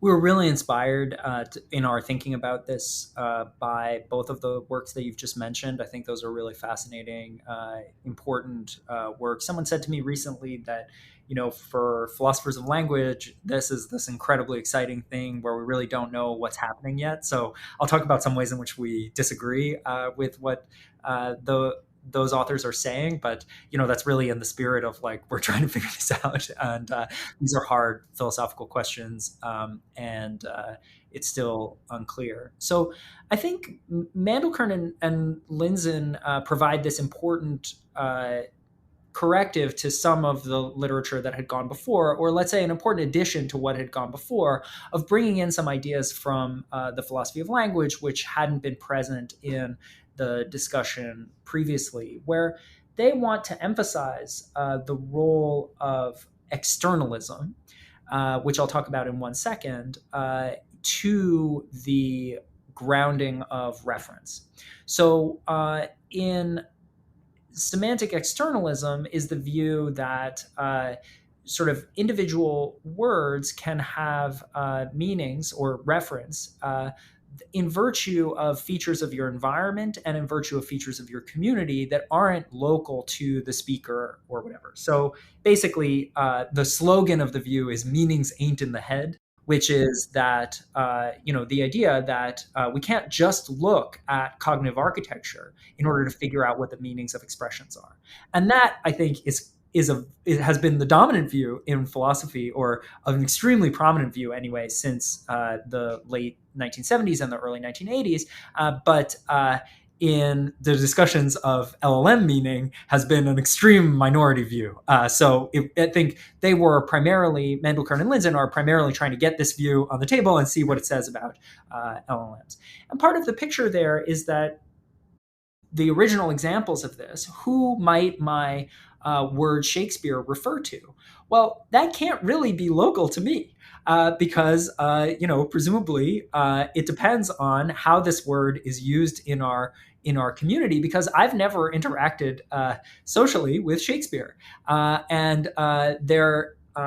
it seems like I'm somehow able to refer to Shakespeare. So the thought is that we need to explain this fact of how I'm able to refer to Shakespeare. And maybe this isn't what I just said is not a great way of introducing semantic externalism. It's a good way of explaining the view, I think, but maybe not introducing the considerations that motivated it. But the background idea is that I'm able to refer to Shakespeare in part because of the causal connection between me, my community, individuals in my community, tracing all the way back to Shakespeare.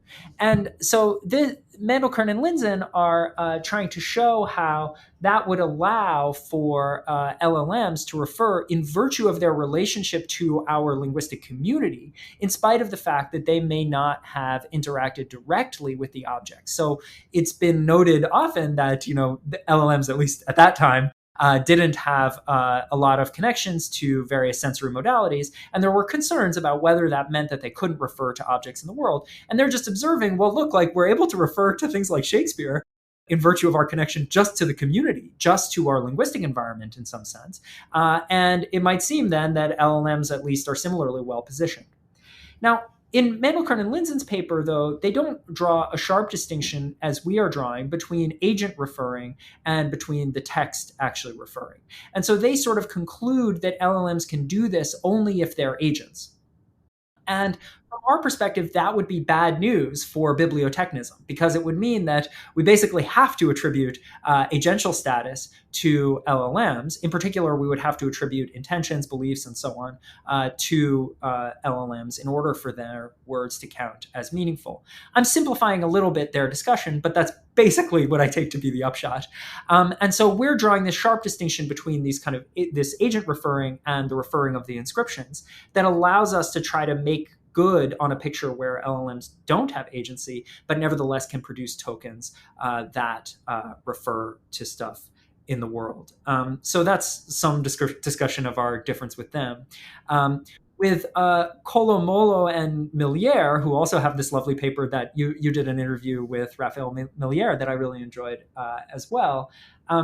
They have a different approach where they think that human involvement is really essential, not just in the corpus, not just in the original data that the LLM is trained on, but through reinforcement learning with human feedback, RLHF, in order to ground the meaning of symbols. And we are taking an approach where, as I've already said, look, n-grams can refer to stuff, according to us, or they can't refer as agents, but they can produce tokens which refer. I should be careful about that distinction. N-grams can produce inscriptions which refer. And so it must not be that reinforcement learning with human feedback is essential to the possibility of LLMs producing inscriptions which refer. And so we're differing from them in trying to find an even more basic level at which LLMs might be able to refer. But we're not excluding their very interesting discussion of this reinforcement learning with human feedback. We're open to the idea that that could be part of the mechanism by which, in fact, existing LLMs inscriptions are meaningful. We're just giving an in principle idea that you don't need that in order for there to be meaning. Yeah, this is really good by way of introduction. And so maybe it would be good to talk a little bit about, we've, I suppose, skirted around and introduced how we can bridge our way towards what's going on with LLMs and derivative reference and kind of define this. And so maybe we can talk a little bit more in detail about that sort of causal connection and how this relates to when we're jumping from individual words like Shakespeare to the complex expressions that LLMs output that you and I read. And these are actually like meaningful. They're intelligible to us. They make sense. When I read something that an LLM says about Obama or Shakespeare, I think about the actual person in my head. What's going on when it comes to that capability and how it sort of speaks to reference? Yeah, so this is a sort of central part of the paper where we're trying to make good on the idea that bibliotechnism could account for the meaningfulness of these sentences. The central, or at a very abstract level, the thought that we have is that the sort of high level features of the strings that it produces, the fact that they form sentences, the fact that they're grammatical, that could have one kind of causal path that is different from the causal path that leads to the individual sentences. That maybe is a slightly inaccurate way of describing it, but I hope that it gives you a picture. So the idea is that it's kind of like a photocopier, but it's a photocopier with extra constraints that are coming in that guarantee that the words that it randomly copies are going to fit in a certain pattern. So let me try to warm up to that idea by an example. So suppose you have a machine, or a model, let's say, that you feed it a sentence, and it has a list of names in its database, and it finds the names in the sentence you feed it, deletes them, and replaces them with another name drawn randomly from its database. Now, in this case, I think this model will produce meaningful sentences as a whole, in spite of the fact that the sort of glue for the sentence comes from the original sentence that you fed it, whereas the glue for the reference of the name it substitutes comes from the names in its database. So suppose we feed it the sentence Shakespeare was born in 1564, and then it replaces Shakespeare with Barack Obama, then it'll produce the sentence Barack Obama was born in 1564. Now, this is a false sentence, but in my view, it's a meaningful sentence. I think it's natural to judge that this whole sentence is meaningful. But this illustrates that what you can have is that the name Barack Obama got its reference not because the LLM, it's not an LLM, whatever, this very simple model is creating reference, but because in its database, the names that are stored there do refer to those individuals, and it just copied it. So it's behaving like a photocopier in that respect. But also the way in which it's programmed to do this find and replace is guaranteeing that the produced sentence has the high-level feature of intelligibility. I mean, in this case, it's going to be false, but it's going to be comprehensible to us. And so we think that this kind of system, although it's very dumb and very simple, can produce meaningful sentences in a way that the simple n-gram models, or at least the unigram models, when they're not totally photocopying or totally copying, are ones that it can produce sentences that are overall meaningful. And so this provides a model for how the glue of the sentence might come from one causal source, whereas the reference of the individual expressions come from another causal source. And our picture is that bibliotechnists should say that the same is going on with LLMs. That basically what's happened is that through its training and the tinkering with the model, the LLMs, and I think this is quite an empirically surprising fact, but I think it's true about LLMs, that they are sensitive to high-level features of the data, in particular the grammaticality and, in fact, the intelligibility of sentences, so that by some miracle, these kind of dumb-seeming systems, when given enough data, can produce. I don't mean dumb in the sense of they don't have remarkable results. Just that dumb in the sense that it seems like a simple idea that somehow leads to this remarkable sensitivity to high-level features of the data. It turns out that they are sensitive to whether the whole sentence that they're producing is going to be intelligible, and so that in some sense we can think of it as having been causally sensitive to properties of its data. If you fed it a whole bunch of data that had all in unintelligible sentences, it wouldn't then produce intelligible sentences on the other side. So it somehow picked up on the intelligibility of the sentences in its data. It's causally sensitive to that. And so when it produces these new whole sentences, it's responsive to the intelligibility in the same way that the dumb find and replace model that I described at the start is. And that's enough to ground the meaningfulness of the whole sentence, where the meanings of the individual expressions are coming from the fact that those are, as it were, directly copied from the corpus that it was. Yeah, and an interesting intersection here. I know that you're kind of interested in a more base version of this than what's going on with Mullo and Millier and the RLHF aspect, but even in the context of just the language modeling objective, predict the next word, as you note, this brings out a sensitivity to the intelligibility of sentences, to their being well formed, and so on.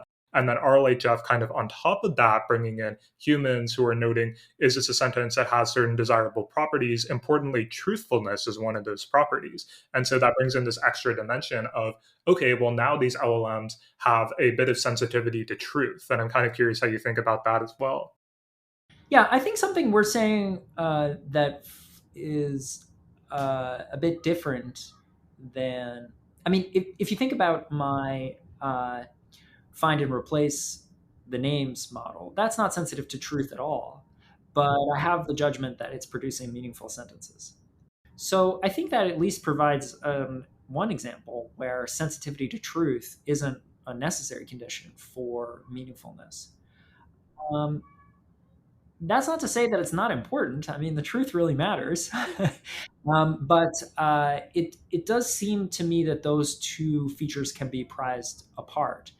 The things that happen in RLHF may do more, yet more, to ground even more features of the sentences that are produced, and to give an even stronger normative foundation, whatever many of the things that Colomolo and Millier talk about. But I'm not sure that truth is so important to the quality of the data. So I've been using this word intelligibility. Maybe I should say a word about it. So there's a doctrine, which I believe in philosophy, that we can separate grammaticality from meaningfulness. So there are grammatical sentences that are meaningless. The famous example is colorless green ideas sleep furiously, which is perfectly grammatical sentence of English, but it just sounds like nonsense. But maybe there are even crazier ones. In fact, we have some in the paper, which I can't remember because they're so weird. So grammaticality is not a sufficient condition for intelligibility, and certainly not a sufficient condition for meaningfulness. So it's actually, the LLMs are sensitive to more than grammaticality. They seem to be sensitive to this further feature of producing kind of intelligible content, even when it's false. But intelligibility is again quite different from truthfulness and falsity, or truth and falsity, as we've seen, because the false sentence Barack Obama was born in 1564 is perfectly intelligible in spite of being false. Yeah, another component of this when it comes to, I think, intelligibility, but then also the idea of reference is in this paper, you mostly talk a little bit about the ways in which the idea of reference for either an individual word or maybe an expression and its being basic or derivative has to do with this causal connection, the process that produced the inscription on the one hand. But especially when we get to more complex expressions and things like this, we take into account, again, you talked about grammaticality and are they well formed, but then also the reader of the expression to an extent. And I think that what like intelligibility, maybe there's still like a range of what this actually could look like, but I feel like you can imagine that what is intelligible for one person is less intelligible or possibly even not intelligible for another. I don't know exactly how true that claim is, but that's something that I'm thinking about. And I'm curious if that's something that's come up for you, at least in considering this question.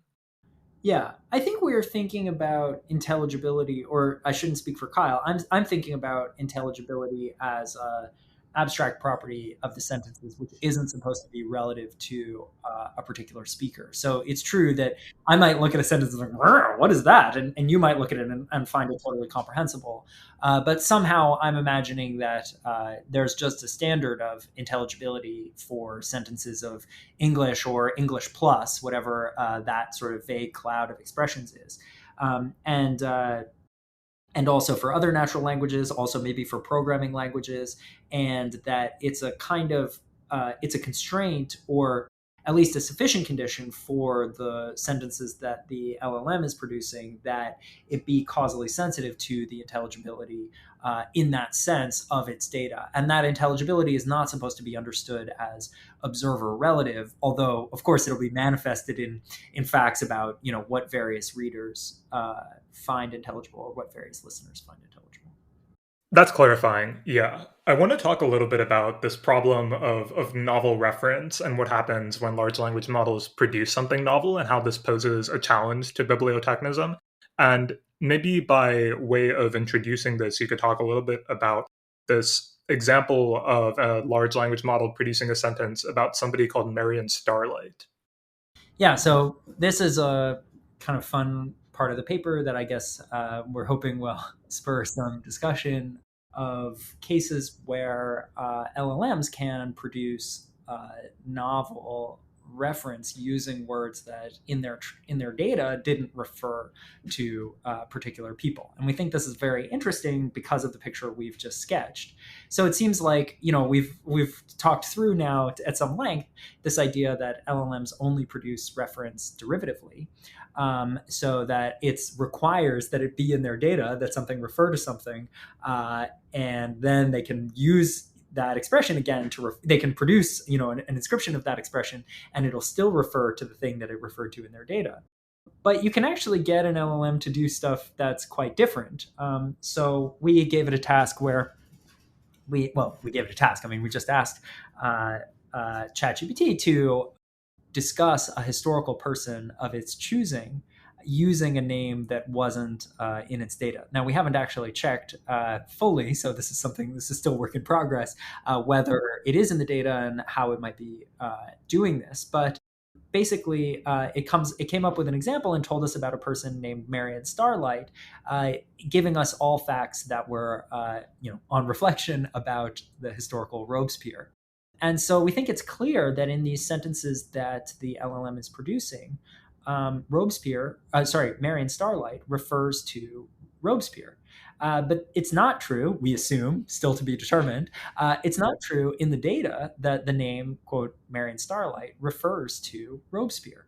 So it, at a very minimum, can't be that the same story about derivative reference that we were telling about other names, like Shakespeare in its data and in its produced inscriptions, applies to these inscriptions of Marian starlight. And so this is a case of a kind of novel reference, a use of a word to refer, that may suggest to some that the LLM is doing something more agent-like, or it will suggest to others that we just need a richer or a further account of derivative reference to handle these cases, maybe not the same one that we were using before. Yeah, and before we get into some of the trickiness here and what interpretations of this could be, this is kind of similar to a previous example you brought up, where you have something that's kind of a find and replace almost, where it's copying over a sentence, but maybe everywhere it sees Robespierre, here it is instead copying over and replacing that with Marian Starlight or something. So I'm wondering if you can maybe talk me through how you might see some analogies, disanalogies in the two cases here. Well, first of all, I want to say, I drew this contrast before between the fine level of description and the kind of higher level of description. I don't know if that's something I want to die by, but anyway, I said that. So that is in our conversation. But at a fine level, it's not doing find and replace. We know that it's not actually, generating the sentences and then replacing. But at a higher level of description, we might want to describe what it's doing as generating a bunch of sentences about Robespierre and then replacing them with these names. So in some sense, it could be the same, that it has a stock of kind of fake names that it can draw on when asked to do this task, and then it just matches them with some existing thing. It just replaces an existing name with that old name. But I think that what's different is that in the replacing the name example that I gave before, when it produces the sentence Barack Obama was born in 1564, I take it to be pretty clear that the name Barack Obama as inscribed there does not refer to Shakespeare. It refers to Barack Obama. So that's a false sentence about Barack Obama, not a weird way of talking about Shakespeare. In the Marian Starlight example, however, it seems like it's using this name, which, as far as we know, is new. Maybe there is someone out there. I apologize to that person who's called that. But this is supposed to be a new example and a sort of new name. And it's using this name to refer to a different person. So it's done something quite different than just used what was in its data already to transmit reference into this new context. And instead seems to have generated a new example of reference using this name. Yeah. So before we get into some of these expanded notions of derivative reference, I do want to talk about your second example, which I think you take from Patel and Pavlik, and this sort of has to do with how an LLM can deal with directionality. And so I'd love for you to introduce that as well. Yeah, well, that discussion is bolstering something that we sort of formally, our second example is slightly different. So what the task here is, we ask to generate a diagram, using a coding language, because we're not using a sort of direct graphic generating model, but we are so we ask it to produce a diagram and then use some new names to talk about the diagram. So this is to deal with a concern that somehow the name Marian Starlight is getting its reference from the fact that in the data Robespierre already refers to this historical person. In this case, because the diagram is newly created, if the name also refers to this new part of the diagram, that feels like something that's new.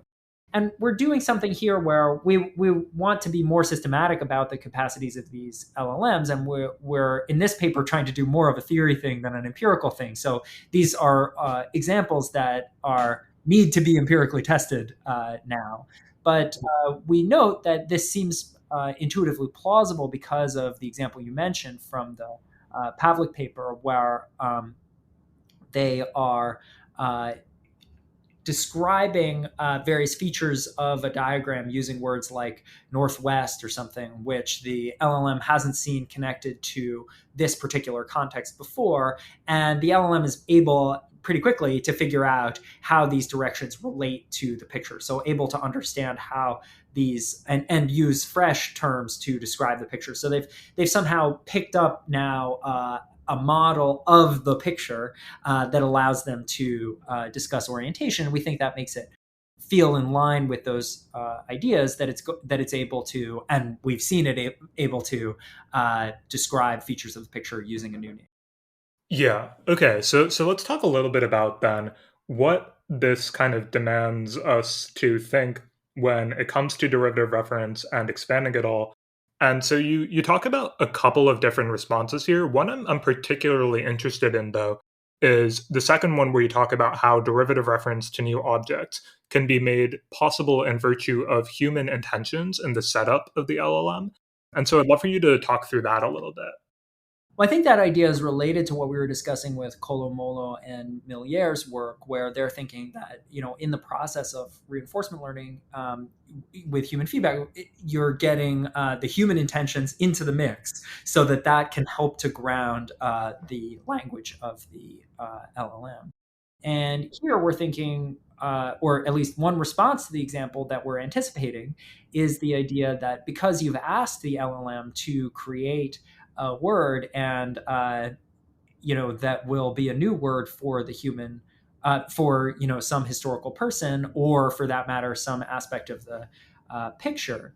It's actually not that the LLM is generating the reference, but actually that either the creator of the LLM had some kind of general intention that whenever it invented new names, they would refer to the person who was best described by the context, or that the user has a general intention that whenever it comes up with this new name, that name will refer to whoever is best described by the context. And so the thought would be, here's just a different mechanism of derivative reference that is available in this context that explains what looks to be the novel reference of the LLM. So we're not necessarily going all in on that option, but that's one thing that proponents of bibliotechnism could say in response to this example, that we can accommodate it by derivative reference, just a different mechanism of derivative reference, where it's the human user or the human creator of the LLM that is now responsible rather than the features of the original data. So we don't use the photocopier or kind of Mad Lib's causal process that we discussed earlier, but instead this new one coming from the user. Another thing you talked about too was how, I guess, the reference, or not necessarily reference, but like different components of things. So, for example, the grammaticality of a sentence and then what words refer to, how those can sort of come from different places. And in thinking about your Patel-Pavlik example and your example of let's actually draw a figure in a programming language and then refer to southwest and northeast or something like this, there's a way in which, of course, the figure itself is new. It might be analogous to something the LLM has seen in its training data, but presumably it's still able to. I have trouble saying make that inference because I'm trying to be careful about how much agentiality I attribute here. But the fact that southeast, northwest, these directions, that they have particular relations to one another is certainly something that is going to be found and picked up on in the training data. And so I'm wondering, like, what is the minimal set of resources we can use to describe cases like this? Because agency and all of that, if we have to use it to describe things, I guess one can. But it still feels like in a case like this, there is a more minimal set of resources that could kind of describe and predict this sort of behavior. Yeah. So I just sketched a way that bibliotechnists, sort of hardcore bibliotechnists, could accommodate these examples without attributing any attitudes to the LLM. And now you're thinking about a middle road. So going a little bit beyond bibliotechnism, but attributing some kind of different capabilities to the LLM that doesn't go all the way to full agency, but would still make sense of these particular examples of derivative of novel reference. And I think that's a very important approach that still needs to be explored more. I will say, I want to say, like, we're not strongly against the idea that LLMs are agents. In this paper, we're sort of exploring the conditional thing, how far can we go with bibliotechnism? But I don't want to sound here as though I'm dead set against the idea and doing everything I can to defend against the idea that they do have beliefs, desires, and intentions. I think one upshot of considering these examples might be, why are we going to such lengths to provide alternative paraphrases of them that don't attribute beliefs, desires, and intentions to them? And especially if you have this view of beliefs, desires, and intentions that I mentioned earlier, that really what it takes to attribute them to, for it to be appropriate to attribute them is just for them to provide good explanations of the behavior of the entity to which you're attributing the attitudes to.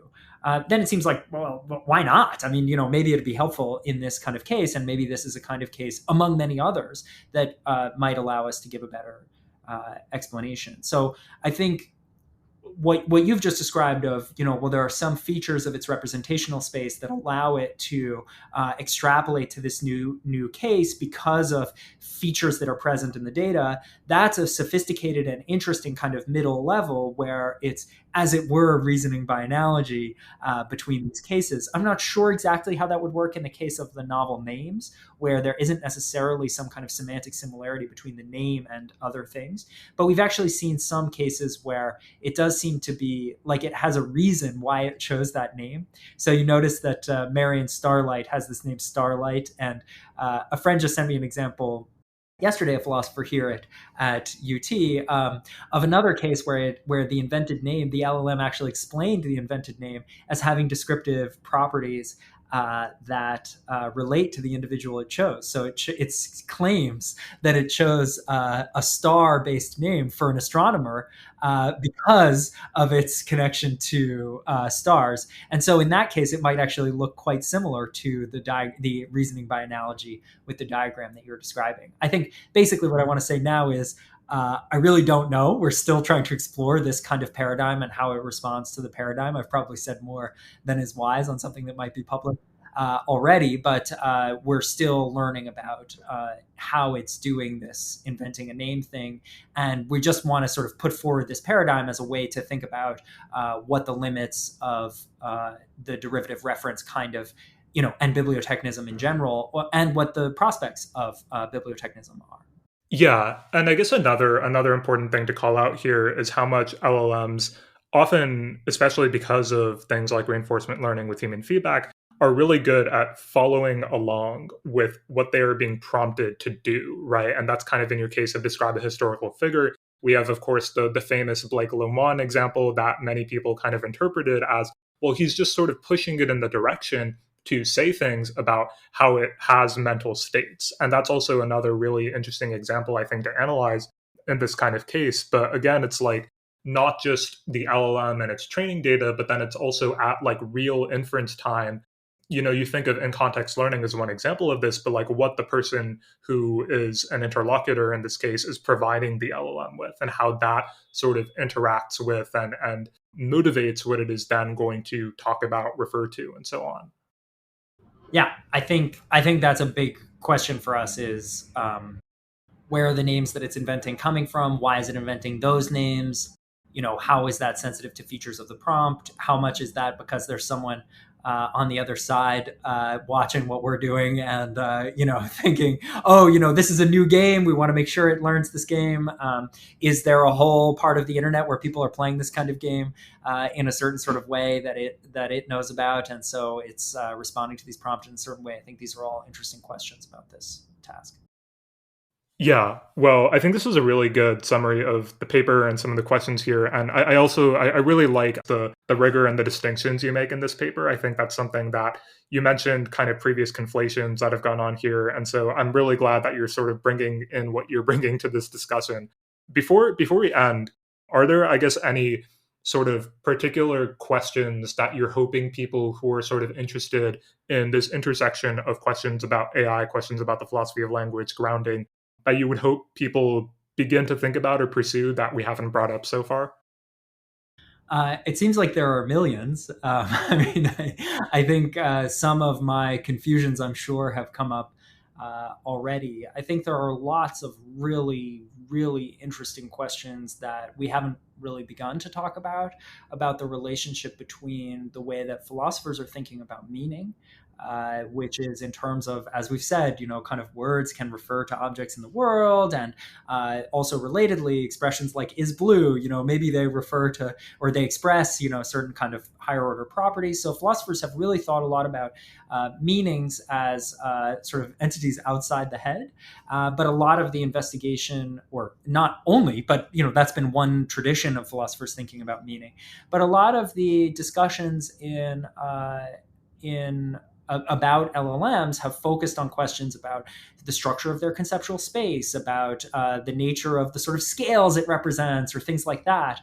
And I think there are hard questions about what that tells us about the nature of meaning. I mean, I'm not the first person to say this. Lots of people have noticed that there are hard questions about the nature of meaning, but also bringing together what we know about the, as it were, psychological representations that are present in the LLM, and what that tells us about the meanings of the expressions it's using. And I think we can do more to try to bridge that gap. I think there's a lot of really important work to be done just in translating, just in trying to get these two universes of careful reflection on meaning to try to speak to each other. And in a way, Kyle and my paper, I mean, we've done that because we're talking to each other, but the paper itself is not really adding to that. And I think that's a really deep and important issue, because there is a lot of important work that philosophers have done on the nature of meaning that I hope will be brought into contact with these questions, and so that we can make progress more quickly, basically, by building on what's known, but maybe not accessible to people in other disciplines. Yeah, this is a really exciting intersection that I am also following very closely, and I'm excited to see more people say things about and explore. And I think this is a good place for us to come to a close. So Harvey, I really appreciated the conversation today. I am a big fan of your work. I'm excited to see how this paper comes out in its final form. And I want to thank you for being so generous with your time today. Yeah, thanks so much, Daniel. That's all I have for today. Thanks so much for listening to the episode. And if you like this, really the best thing you can do is to leave me a review and to share this episode with someone who might find it interesting. You can also subscribe to the podcast in your favorite podcast player. And if you want to keep up to date with the latest from The Gradient, to receive emails whenever we have new podcasts, newsletters, articles, then you can subscribe to us on Substack, where you'll get email notifications for everything.